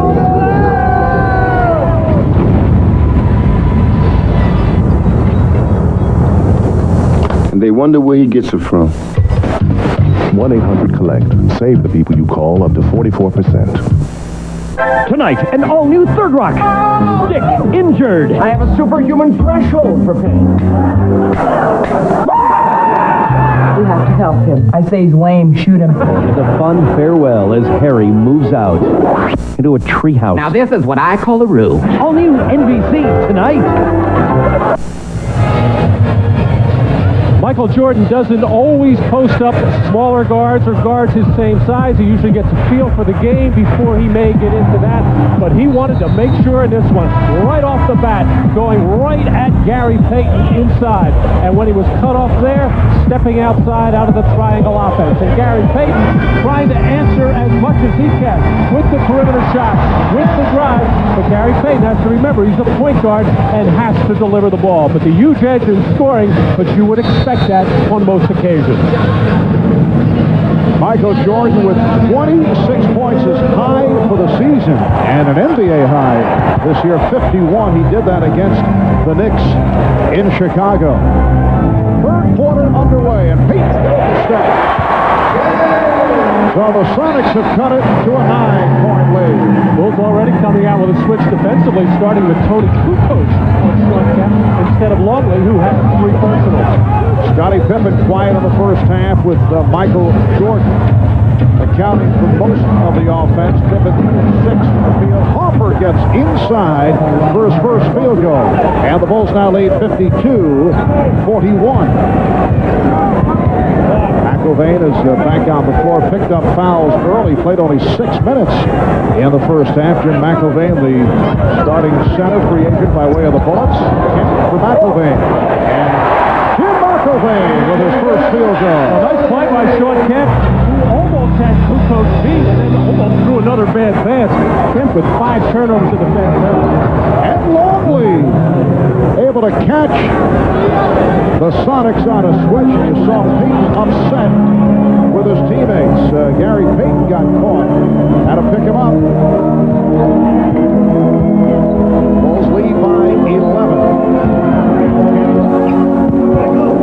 Hawkins now being guarded by Jordan. McIlvain sets a pick. Took Jordan out of the play. Payton fires from a shot clock running down. That's a 3 for Payton. You see the Sonics a little more aggressive to start this third quarter. I don't know if it was a legal pick, but it was a hard pick by McIlvain to shake Jordan up a little bit. Kukoc from 3. Sonics showing some signs, down by 8. They trailed by as many as 19. Chicago led 36-17 in the second quarter. Schrempf pitches back for Hawkins. Bulls had the slight edge off the boards in the first half, 17-16. That obviously where they missed Dennis Rodman. Here's Kukoc. It counts. Goaltending against Seattle. So the basket by Kukoc is good.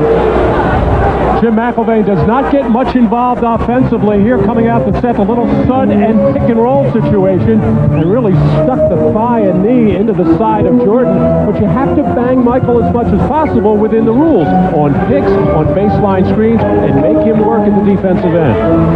Now Kemp getting good position, but facing a triple team. And a 3-second violation. Turnover number 6 on Sean Kemp. And after that pick, everybody kind of standing around defensively, and whenever you swing the ball, even against a good defensive team like Chicago, there's going to be some open shots. Gary Payton always ready to fire the 3. Michael Jordan has not attempted a shot in this third quarter.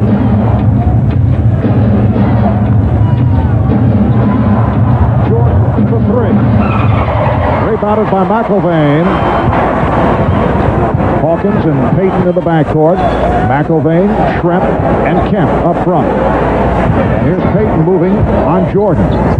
Payton spinning and lost it.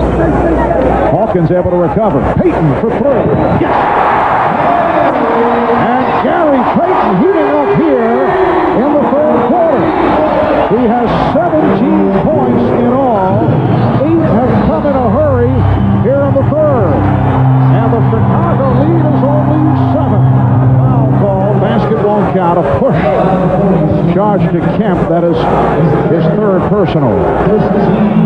But Gary Payton only shoots 32% from downtown, but always ready to take that shot. He knows he needs to make some perimeter shots to set up his ability to drive to the basket.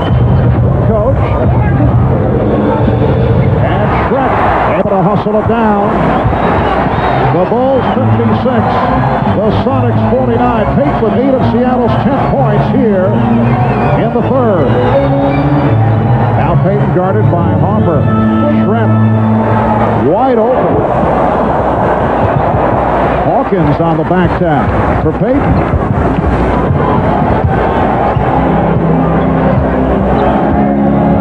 And Payton shoots another 3 for Payton. That's his fourth downtown. The Sonics are within 4. Kukoc on the follow. Tony Kukoc with 8 points. The Bulls lead 58-52. Last year in the finals, I always felt the Bulls' number one priority was to take away the three-point opportunities from Seattle. One of the reasons why they wanted to play single coverage on Kemp inside so they wouldn't have to double team and leave those open shots. Payton again.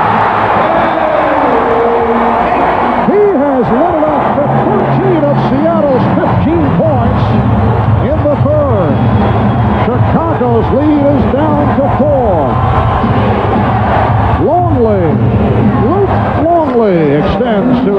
6-point advantage.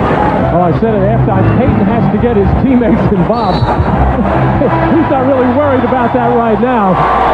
He's trying to pick this team up all by himself, get this crowd involved, and he's doing it with the perimeter shot, and doing it very well right now as the Bulls have to talk about it. Coming off the nice screen that time by McElvain, who's done a good job of freeing up shooters in this third quarter. That last Chicago foul committed by Scottie Pippen. The Sonics are within 6. The NBA All-Star Game, 6 p.m. Eastern, next Sunday on NBC.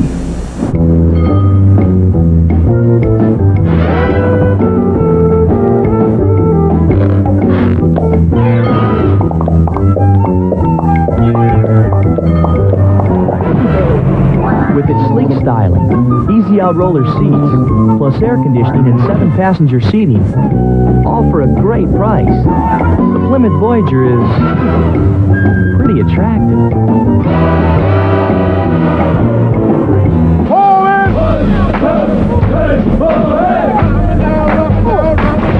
This is for Reverend O'Brien, who always told me to give it my best shot.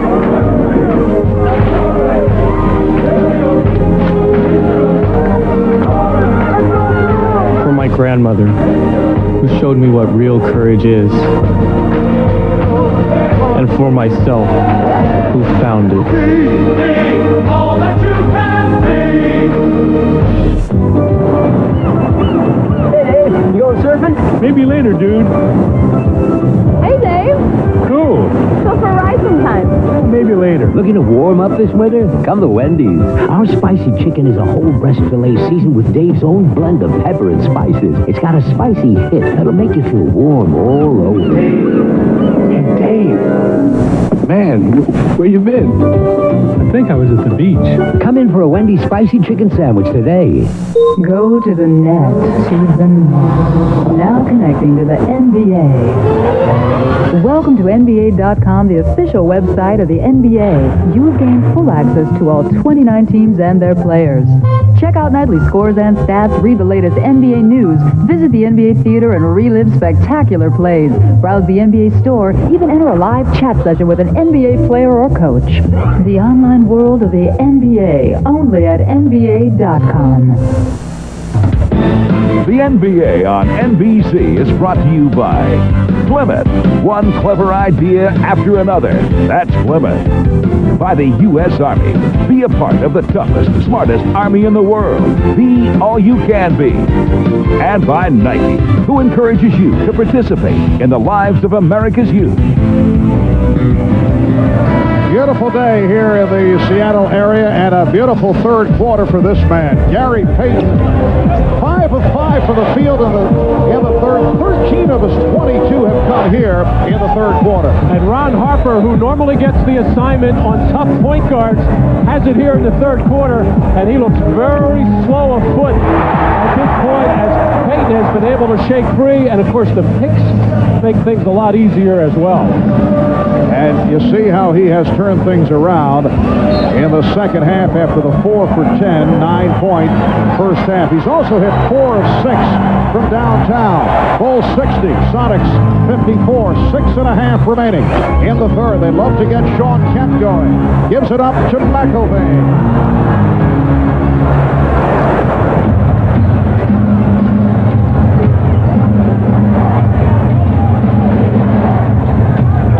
Picked up on the switch by Shrimp. Now Jordan being guarded by Hawkins, and he's down low. Shot clock at 6. Jordan posting. Longley from Jordan. Offensive foul. A charge on Luke Longley. That is his 4th foul. Well, this is what the Sonics hoped when they got Jim McElvain, that he would be not only a shot blocker, but clog the lane. First of all, he thwarted Jordan from making his move, and then a nice recovery to take that bump from Longley. Bill Weddington getting set to check in for Luke Longley. Payton on the fake, beat Hawkins. First miss of the third quarter by Payton, saved by Kemp, looking to get out of traffic. And And they get the new possession. And you can see how now Payton hot from the outside, drawing the defenders to him, opening up driving lanes.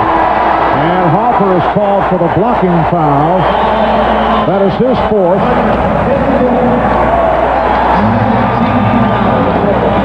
Hersey Hawkins trying to use the high screen and then the crossover dribble. And once again, Ron Harper just not quick on his feet. Has certainly had his problems, knee surgery in the offseason.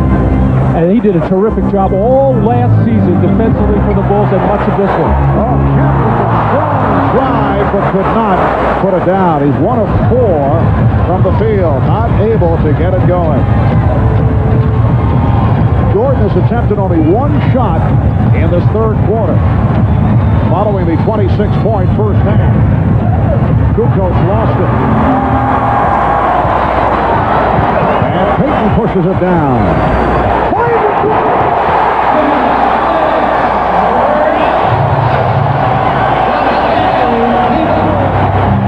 Chicago's lead is down to 4, just under 5 minutes remaining in the third. Pippen is blocked by Payton. Pippen by McElvain. First Payton on a terrific challenge, and then McElvain again. Here's Hawkins, rejected by Wennington. Hawkins on the recovery. Wild shot thrown up. In traffic, 5 Bulls back on defense. Just Shrimp and Hawkins getting caught up in the moment, trying to do too much. Marv Albert with Matt Gokas and Ahmad Rashad from Key Arena in Seattle. First meeting of the season between the Bulls and the Sonics. Hawkins in the open floor. Hawkins all the way and then throws back to Shrimp. Shrimp for 3. Kemp with the rebound. Kemp on the follow. It's a 2-point game. Phil Jackson wants to talk it over.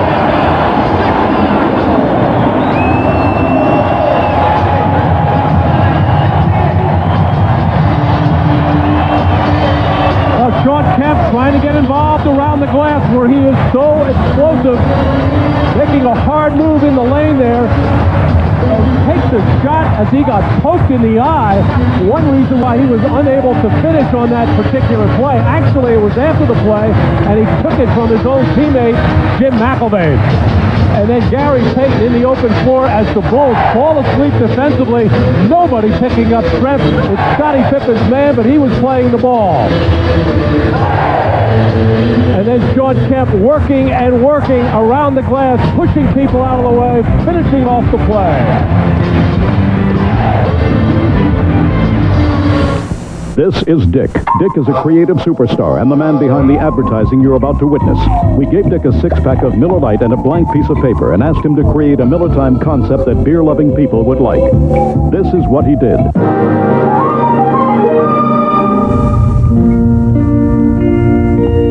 Adios, amigo, adios, my friend. The road we have traveled has come to an end. Adios, amigo, adios, my friend.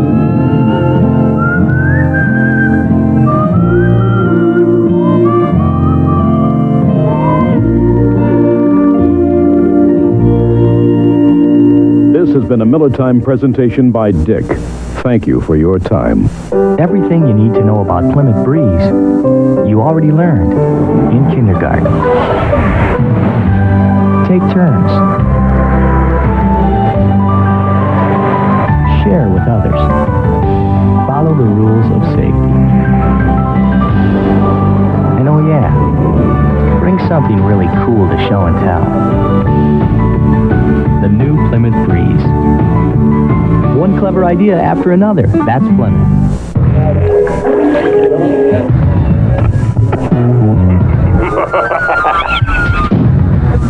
Check this out. We back at G.P's show. Look here, I'm back this year. New and improved. Now, what makes it possible for Joe to earn such a good living?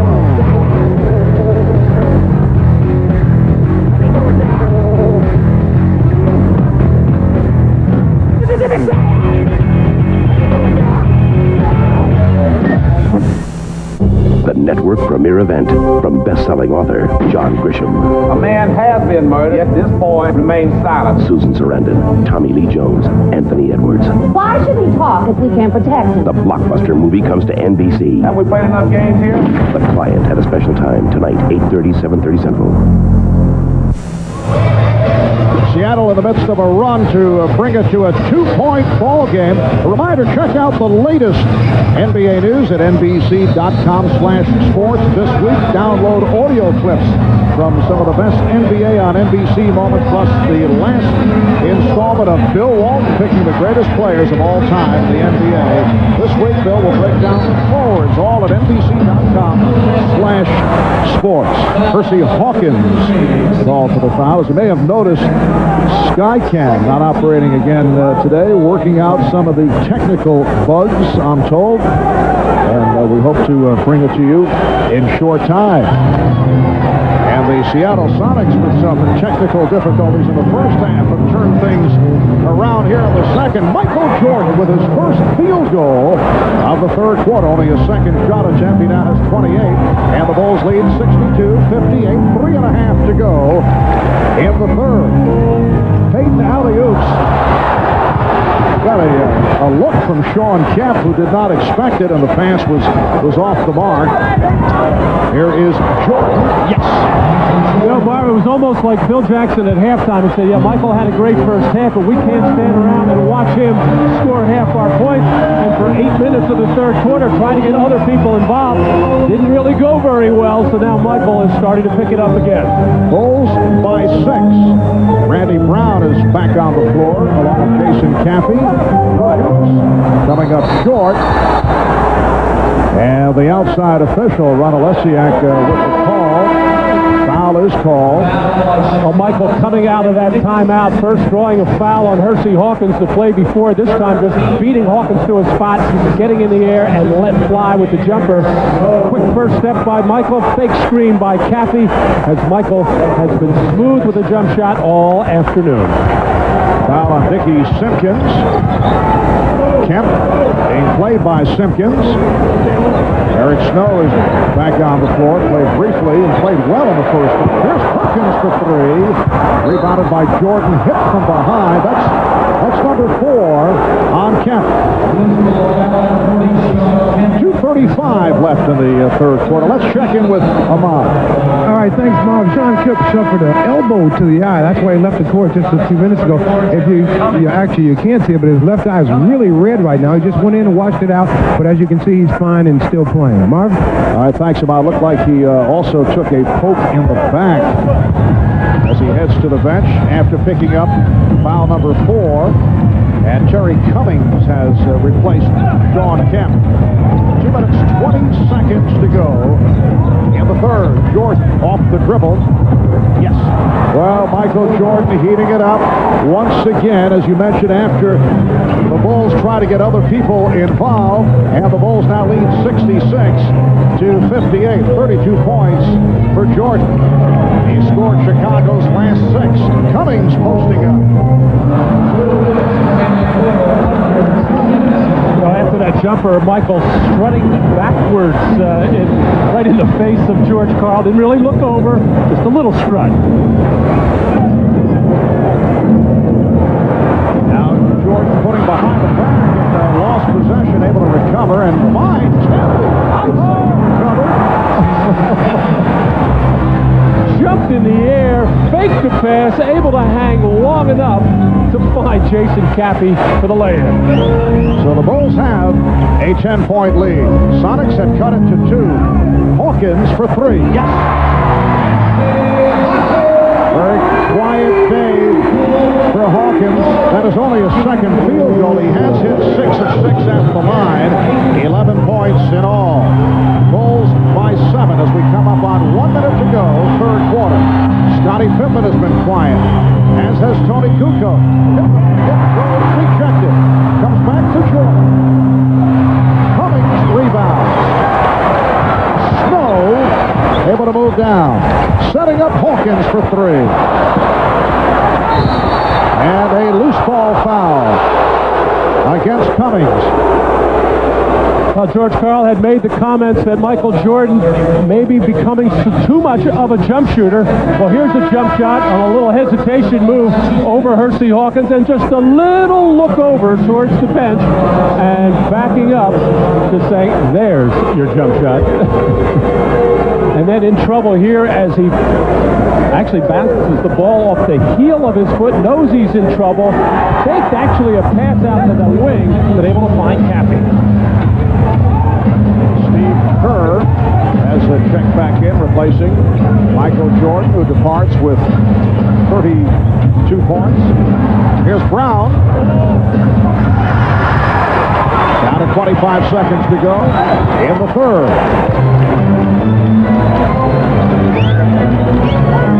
Sonics with the ball, trailing 68-61, down to 15 seconds. The differential with the shot clock.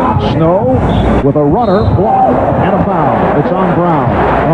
And the Chicago bench furious. I don't know if it's Randy Brown or the official, but Eric Snow in all kinds of trouble. Puts the ball on the floor, throws up a very awkward running shot, and bailed out on the play by the foul on Randy Brown. That is not a good defensive play.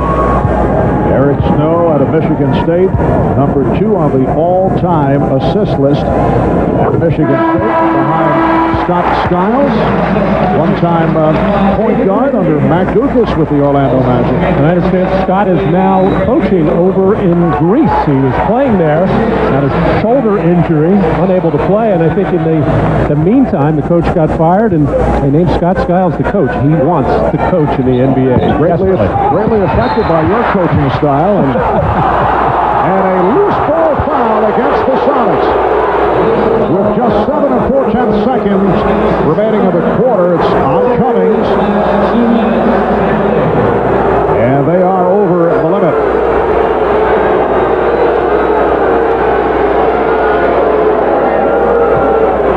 Well, Terry Cummings upset. He's played 7 minutes and has picked up 3 fouls, 0 for 3 from the field. And he's obviously not happy with the call by the veteran official, Hugh Evans, but Dickie-Pippen just 5 for 12 from the line coming into this game. Look at the bottom left of your screen there as Cummings coming over the back of Simpkins with the elbow. Good call by referee Hugh Evans, but it's not bad to foul Dickie Simpkins, despite the fact he made the first one. Now it was not a good foul. Face match.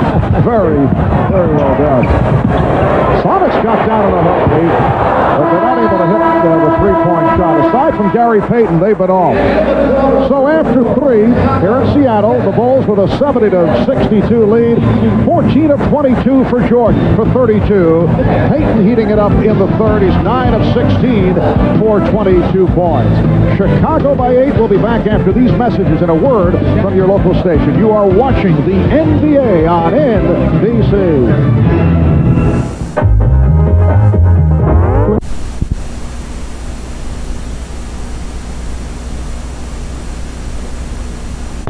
Ladies and gentlemen, Dr. J. This is the greatest performance, maybe ever, in the history of this league. Produced or rebroadcast without the express written consent of the NBA. Welcome back to Seattle. Capacity crowd, better than 17,000 here at the Key Arena. Marv Albert with Matt Dukas and Ahmad Rashad. The Bulls lead 70-62 as we head to the fourth quarter. Chicago is led by as many as 19. They had that lead in the first half. Good run by the Sonics early in the third, led by Gary Payton, who is sitting it out here at the start of the fourth quarter. Michael Jordan began in low-key fashion and then began to shoot the ball. That's when the Bulls picked it up. And they lead by 8 as this fourth quarter gets underway. Jordan and Kerr now to the backcourt. Here's Pippen. Pippen with Cappy and Simpkins up front. Scottie Pippen only 2 of 11. You mentioned before, Clark is not really in his normal game. Normally when Scottie does the score, he does other things. Rebound, pass the ball. He just seems to be out of it in this one. Coming off a great game on Friday night against Golden State, scoring 32. Greg Elo eluding Scottie Pippen. Nice play by Jordan, able to tip it to Cappy. And pushed his own guy. Right. Dickie Simpkins right out of the way. And a foul on Wingate. And Michael will always get involved in other areas of the game. Just has free reign to the basket there, but went right over Terry Cummings and Dickie Simpkins to control that rebound. Now Tony Kukoc replaces Scottie Pippen. The 2 of 11 by Pippen, reminiscent of the game 2 weeks ago against the Houston Rockets when he went 2 of 14. Kukoc lost the handle, recovered by Simpkins, and he's tied up. Phil was looking and talking to Scottie Pippen as he came to the bench. Both of them laughing, probably asking him where he left his game. Oh! Somewhere in San Jose. A little coaching humor here, Matt. Well, trying to loosen him up, get him ready for crunch time. 1 minute gone by in the fourth quarter.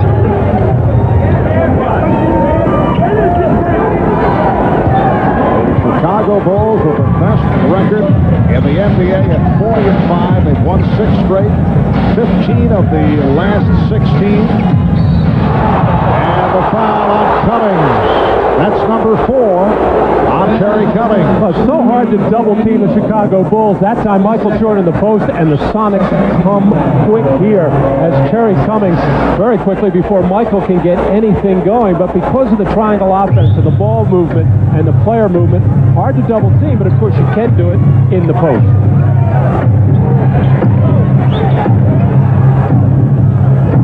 Simpkins at the high post. Jordan eluding and hitting.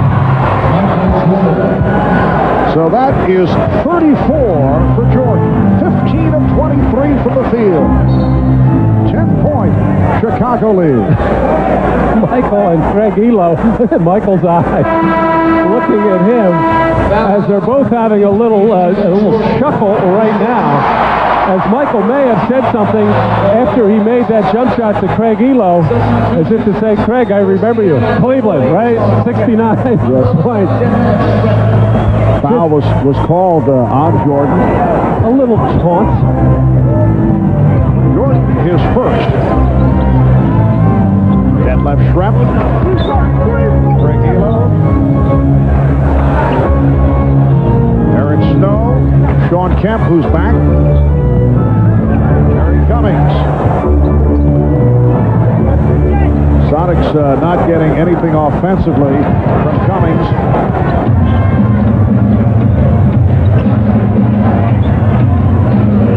Sonics getting very little from their front line, in fact.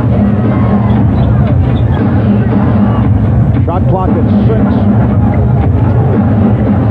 Jordan. And Cappy on the offensive rebound. And threw it away. Snow able to pick it off. Snow going behind the back. Snow on the drive through the foul.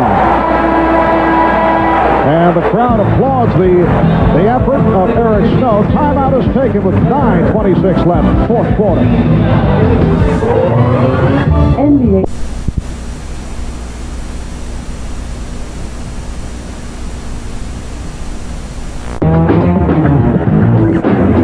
Miller Genuine Draft presents a classic moment of the NBA at 50.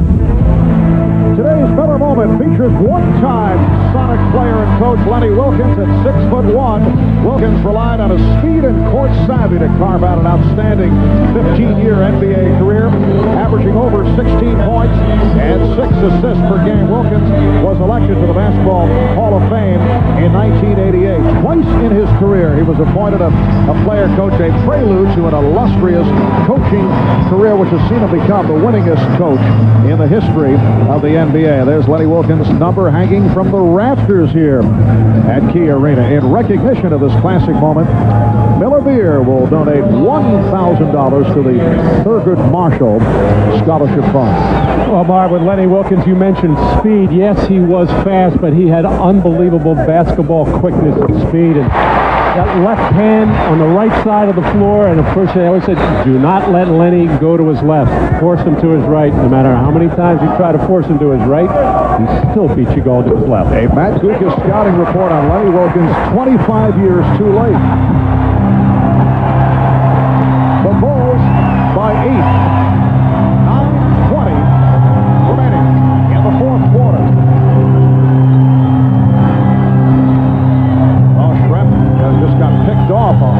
screen by Caffey. Jordan wide open. Yes. 36 for Jordan. His season high, 51. That a season high in the NBA. Jordan also had a 50-point game at Miami.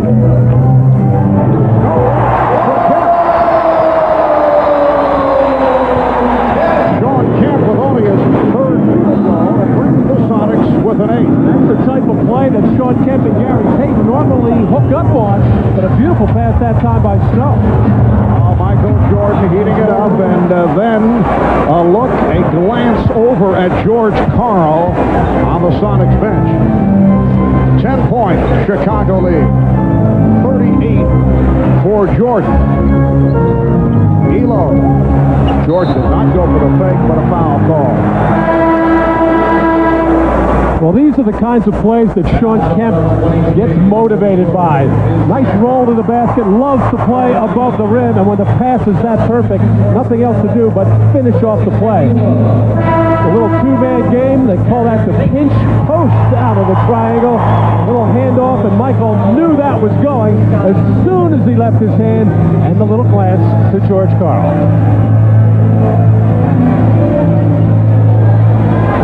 S.Pippen is back on the floor after a brief rest. Bulls have led most of the way, leading by as many as 19. A bad pass by S.Kemp. A soft pass out, picked off. Here's Caffey with a smart drive, fouled by S.Kemp.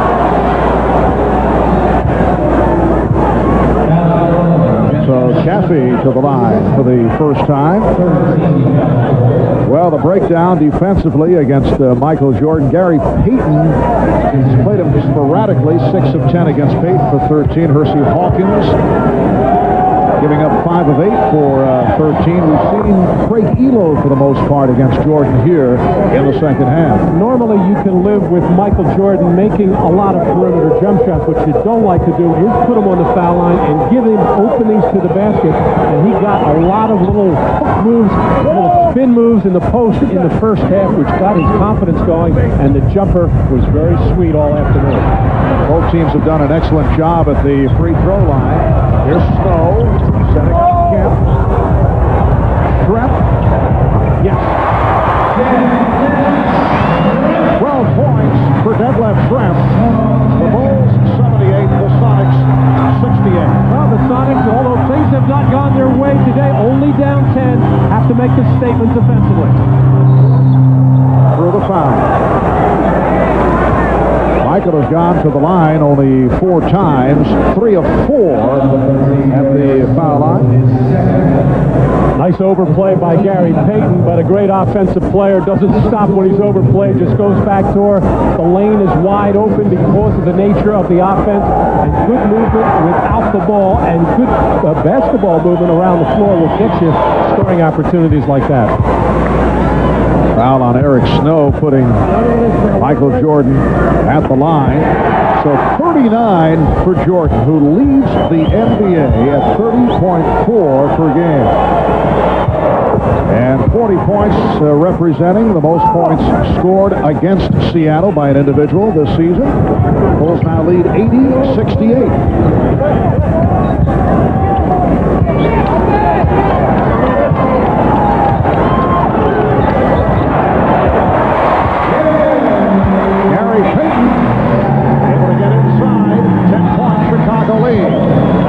Kinds of plays Payton gets when Nate McMillan is playing. Beautiful pass once again by Eric Snow, doing a nice job at the point right now while Payton is off the ball. Here's Kerr for 3. Well, Steve Kerr with his second from downtown. Steve Kerr, one of the outstanding three-point shooters of all time. Over his career at 48%, which is number 1 in NBA history. The Bulls by 13. 6:40 to go in the fourth quarter. That was a three-point attempt. Kerr to the rebound. And he can rebound in traffic with the big guy. Kukoc. And Jordan able to snatch it.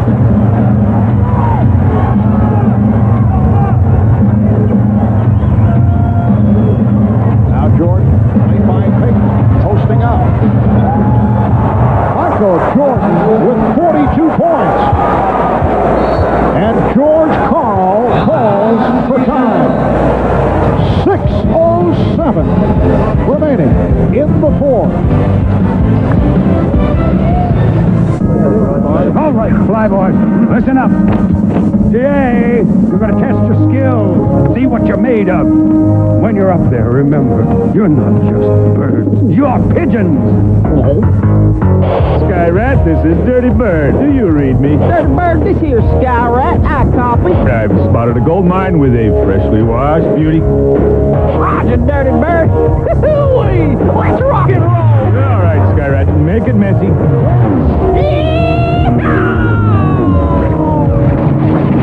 The boy, quick! Afterburners, afterburners! He's still clean, DB, and almost home free. Okay, Sky Rat, I'll get him. I've got you, I've got you. Medic.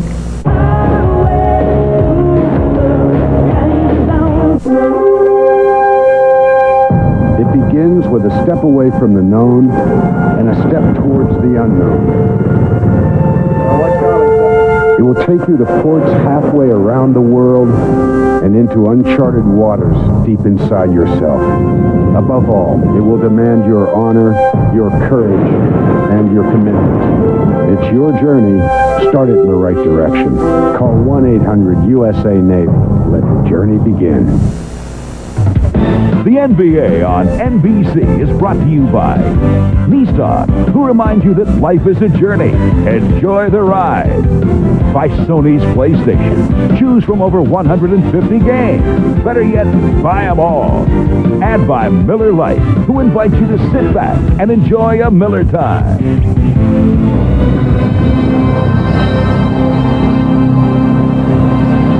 Well, so many times this afternoon, Michael Jordan has gotten the ball with the shot clock winding down. Not dangerously low, but about 8 seconds.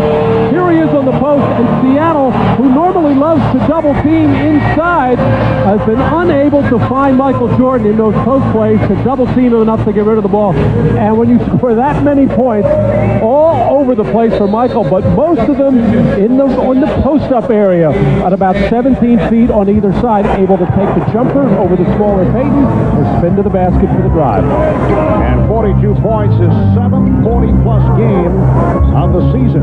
As high as we mentioned earlier, 51. And you know he's shooting for that.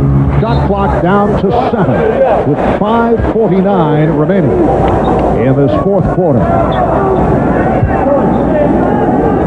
Not a happy afternoon for George Karl. Again, disappointment. His Sonic has a steal by Kerr. Sonic just did not respond to the challenge, particularly in the first half, although they have been in it. By Payton. They came back in the third, came within 2. Jordan for the 3. Yes! 45 for Jordan. And the Bulls lead 88-70.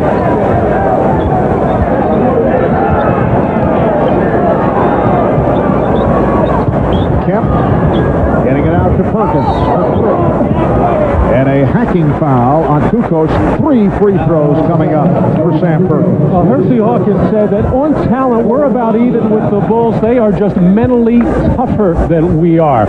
And they also do not have Michael Jordan. The Chicago Bulls do, as Michael really putting on an unbelievable offensive performance. Michael Jordan, 51 against the Knicks. That high for the NBA. Had the 50 against Miami. And Hakeem with 48. Latrell Sprewell had a 46-point game. Michael enjoying the moments with the coaching staff. Jackson and Rogers, Winter, Frank Handler. Well, Michael might be going over to ask Phil to come out, and I doubt it. Probably asking, what do you want to run? The same play where I get the ball, shoot, and score? Bulls lead 88-73. All the talk here in Seattle coming into today's game revolved around the fact that, yes, the Sonics are 32-13, but they have not been able to show that the top teams, particularly the best in the West. They lost twice to the Lakers, twice to the Rockets, twice to the Jazz, lost to the Lakers here at home last Sunday, and they wanted to come through with a big showing this afternoon, but they have not. Kemp putting moves on, and then tips it home. Bulls lead 88-75. 4.5 remaining in the fourth. Again, Jordan in the post-up mode, guarded by Payton. And Payton able to break it up. There's that 8-second shot clock again when Michael finally gets around to catching the basketball. It is really nice to have your offense end up in that situation whenever you are in trouble, to either go to a S.Pippen when he's on top of his game, or to go to Michael Jordan when he is playing like this, or even when he's not playing like this, he's still going to turn up something for you, either a good shot, a good play for somebody else. And Luke Longley checks back in, replacing Jason Caffey. 6 points, 5 rebounds for Caffey. Here's Pippen for 3. And a loose ball foul. It is on Kukoc.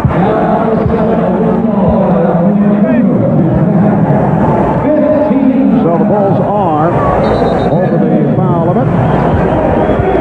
Bill Jackson last year finally winning Coach of the Year honors, long overdue, working on a one-year contract, so there will be much speculation once again as to his coaching future as the season winds down. Phil at his staff, Tex Winter on his left, Jimmy Rogers to his right, a little further down, Frank Hamblin coming over from the Milwaukee Bucks. They look a little bit nervous. I don't think they're out of the woods yet. It's 4:11 to go in the fourth quarter, up by 13. They know with three-point shooters, the way Payton had shot it earlier in the second half, Hersey Hawkins, Detlef Schrempf, he cut a 15-point lead down very, very quickly. Bulls 88 and the Sonics 76. The pressure by Schrempf.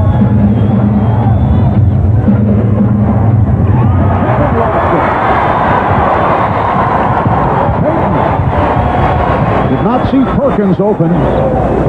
Now Perkins putting the move on Kukoc. Sonics have not only been off, but they have been way off with a number of their shots, and the Bulls will get it back. Fair play by Gary Payton. Marty mentioned he may not have seen Perkins. I think he saw him, but he didn't do a good job of setting him up for a three-point shot by driving, drawing defender, and kick. He just wanted to hit him for a three, and it wasn't there right away, and didn't give him the ball. Travel call. So a sloppy finish at both ends with 3:29 remaining in the fourth quarter. George Karl in a running conversation with Gary Payton. It's still too early to have a feeding frenzy of three-point shots. You have to take it if it's there, but you also have to be aggressive in taking the ball to the basket to create something. Kemp.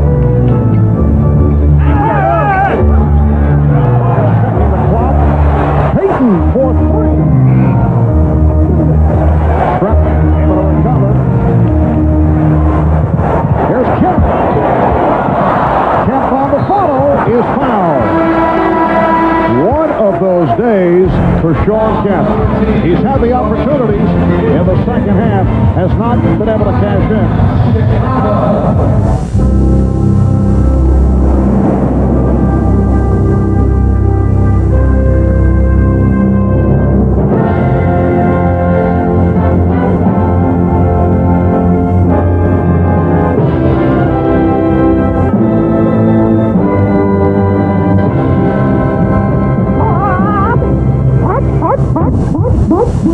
Well, guess that answers that question.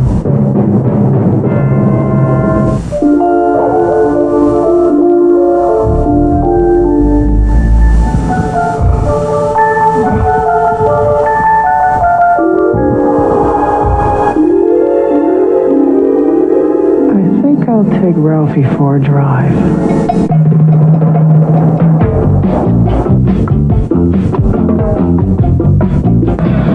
Well, next Sunday we'll be at the Gund Arena in Cleveland to bring you the NBA All-Star Game in prime time right here on NBC starting at 6 p.m.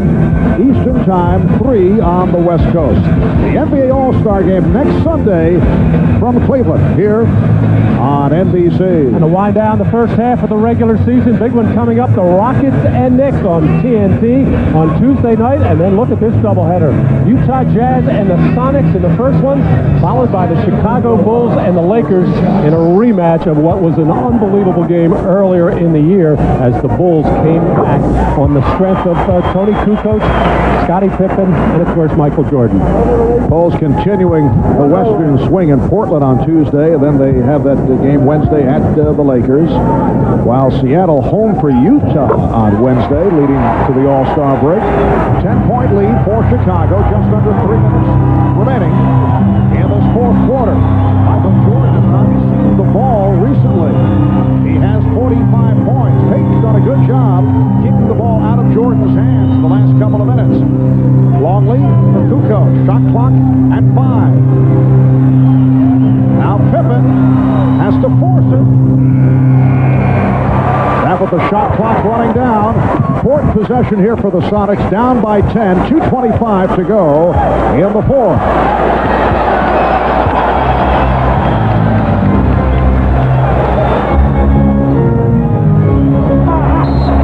And another foul. So the Sonics spending much time at the line. Foul committed by Pippen.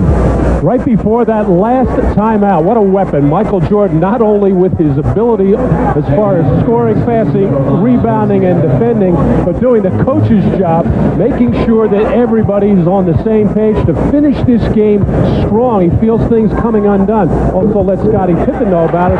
Felt that play right before where Scottie walked with the ball, and Scottie has struggled all afternoon. 2 for 14 from the field, but certainly picked up by Michael Jordan's 19 for 28 and 45 points. That breakdown very similar to the Bulls beating the Knicks by 1 in Chicago when Jordan scored 51 of the 88 Chicago points.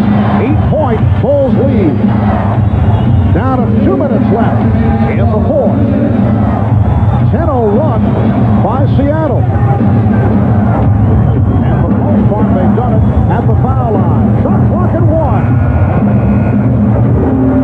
Scottie Pippen is now 2 of 14. Strength.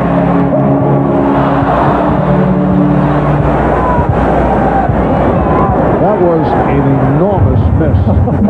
Wow. Would have cut it to a 5-point game. Phil Jackson's heart is now back out of his throat. Kukoc firing a prayer and comes up hobbling. 3 on 2 and a charge on Payton. Offensive foul on Gary Payton. And Tony Kukoc driving in the lane there, colliding with Gary Payton, gets shaken up on the play. But will stay in. A terrific defensive play by Steve Kerr, getting back on defense, planting himself in the lane, and taking that hard hit for Gary Payton. A minute 12 remaining in the fourth quarter. Pushing foul on Kemp. That is number 5. Sonics over the foul limit. And Scottie Pippen to the line where he is 2 of 2.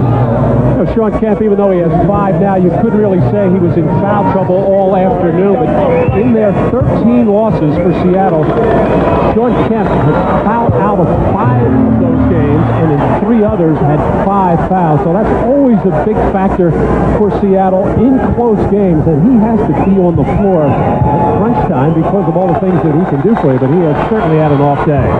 Well, Pippen hits 1 of 2. Bulls lead by 9. And a timeout taken by George Karl.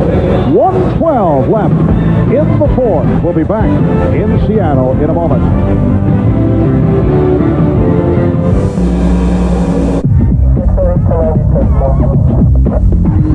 This here freight train. Pete Pablo. Me, I'm Motif. There's only one drink fat enough to quench our thirst, and that's Turbo Sport 7. God, genius! The can's upside down. Don't talk to me like a child. I played Hamlet at Cambridge. Once again, you've ruined my concentration. Excuse me. What's my motivation? When you're thirsty, trust your gut, not some actor. That's it. I am going to my trailer.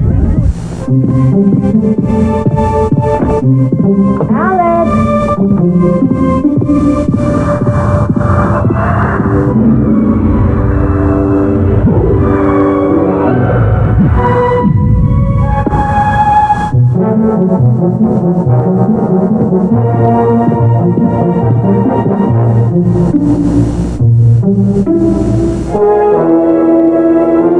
McDonald's, America's favorite fries. Go get them.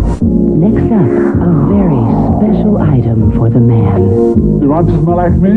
George Mirasan Cologne. Hey, who wouldn't want to smell like you, George? I know I would. Makes a great gift item. I'm waiting for your call. Our operators are standing by. Not going anywhere for a while? Is that cabbage, George? Yeah, chicks dig it. Grab a Snickers. Call now. Jay does Vegas like he's never done before. It's a whole week of non-stop Vegas excitement. With Heather Locklear, Chevy Chase, Martin Short, Tracy Ullman, Tom Arnold, Dennis Rodman, and Wayne Newton. Biondo says that with your head not over it. Jay's in Las Vegas all this week on NBC. You're watching the NBA on NBC.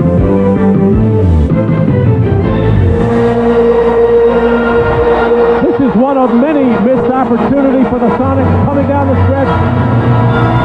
Kemp on the fast break, over to Payton, looking for contact and a possible three-point play, but Steve Kerr coming up huge for Chicago defensively in transition, planting himself in the lane and taking that charge. 9 points, Chicago lead 112. Remaining in the fourth, both clubs have 2 full timeouts and their 20.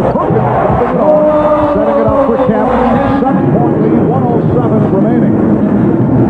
Sonics, the last few moments, have done a very good job keeping the ball out of the hands of Michael Jordan. He has 45 points, but Payton has been fronting him. Jordan not able to get to the basketball. Shot clock down to 6. Now Jordan takes it and fires it out to Kerr. Three-pointer, only on the uncontested tip point. Payton for Shrimp. Firing one up. He passed on the 3, went to the drive, thought he had drawn the foul, and that will wrap it. Totally out of control. Coming up on 20 seconds remaining. Longley deciding not to shoot, even though he was wide open. Now Kerr with the shot clock running down extends to a 91-82 lead. And we're down to 10 seconds. Here's Payton. And Kemp for 3. So the story here today, disappointing games for the Seattle front line. Shawn Kemp, Detlef Schrempf, Gary Payton had that good run in the third quarter. The three-point shooting was very poor, 6 of 21 for Seattle. And the Bulls have defeated the Sonics in their first regular season meeting by the count of 91-82. Chicago goes to 41-5. That's their record a year ago. Same record as last season.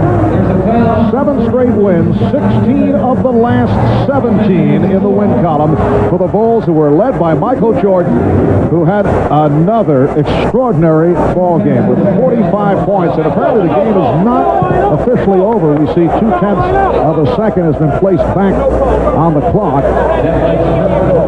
And there was a foul on that last drive as Schrempf took it to the hoop, so only 2/10 of a second remaining. Michael Jordan, the only Chicago Bull in double figures. Scottie Pippen went 2 of 14. Only 7 points, 8 apiece for Kukoc and Kerr. As Michael Jordan goes 40-plus for the 7th time this season. So 2/10 of a second left. And now it is 91-84, and that will be the final. So the Sonics now at 32-14. Let's go to Ahmad with Michael Jordan. Ahmad? All right, Michael. Now, the statements by George Karl saying that you're playing, trying not to be hurt, was that motivation for you today? Well, I mean, every time I step on the court, I got a sense of motivation. Playing the Sonics, we faced them in the finals, and they gave us a good run for our money. We know they're going to be contenders this year. I think Karl, what he's saying is, more or less trying to get me to go to the hole. I'm going to shoot my jump shot. Defense will give me the jump shot. I'm going to take it. If they want to let me go to the hole, open up the lane. I go to the hole. But they're not giving me the lanes to go to the hole, and I'm going to play my game. I'm not really going to let coaches dictate how I play the game. Now, you told me that this was one of the most important games on this West Coast swing. Why was this one so important? Well, I mean, we're coming in playing against a team that's, pretty much the best team in the West right now at this stage. I mean, no one else has beat them. They're the Western Conference champions, so they are the Western Conference champions till someone beat them. We're without Dennis, so it was a measuring stick for us to come in and compete hard and give ourselves a barometer in terms of when we get Dennis back, we're a better basketball club. We feel a little bit more confident. We win a game on their court. That gives us even more confidence. I think that's just, it was a great win for us today. All right, congratulations on a great game. I'll see you at the All-Star game. All right, back to you, Marv. Thank you, Ahmad. Yes, Michael Jordan was presented with the jump shot opportunities, and he did take advantage. 19 of 28 overall, 45 points, and some conversation in the direction of the Seattle Sonic bench. That's the final. Chicago 91, Seattle 84. We'll be back in a moment. Many of you are getting the AT&T One rate plan. I just got that plan. I'm with that dime plan. It's not a dime all the time to everyone, you know. Not? No, only one person. What about everybody else? 7 a.m. to 7 p.m. weekdays, it's a quarter. It's so complicated. Well, the AT&T One rate plan is very simple. How simple? Calls from home, one low rate to anybody in America, anytime, no restrictions. I'm switching to AT&T. All right, so we're making a little progress. No restrictions, no games. The AT&T One rate plan. And this is a guy thing, right? Schick brings you the shaving system for sensitive skin. Is this a sensitive part? Designed to give a smooth shave with less irritation. Schick Tracer FX. Is it sensitive type? I like that.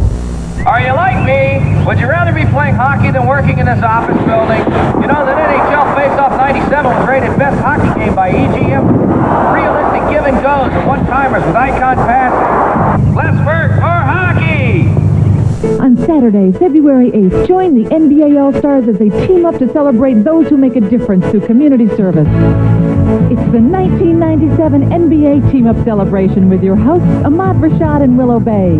Starring Shaq, Groove Theory, Quad City DJs, LL Cool J, Brandy, and a host of NBA All-Stars. It's the NBA Team-Up Celebration, next Saturday on NBC. Michael Jordan, Charles Barkley, Grant Hill, Akeem Olajuwon, Penny Hardaway, Shaquille O'Neal, Scottie Pippen, S.Kemp, Patrick Ewing, John Stockton, and more. The NBA's best and brightest shine in prime time at the All-Star Game next Sunday at 6 Eastern on NBC. Back in Seattle, final score, Chicago 91, Seattle 84, thanks to our producer David Neal, our director Andy Rosenberg, statistician Mr. Stats Elliot Kalb. Tonight on NBC After Dateline, it's an all-new Third Rock, followed by an NBC movie event starring Tommy Lee Jones, Susan Sarandon, and Anthony Edwards. The Client at the special time of 8:30, 7:30 Central tonight. For Matt Dukas and Ahmad Rashad, I'm Marv Albert saying so long from Key Arena in Seattle. The Bulls make it 7 straight, 16 of the last 17, a record of 41-5. This has been a presentation of the NBA on NBC. The NBA, the NFL, Major League Baseball, Notre Dame football.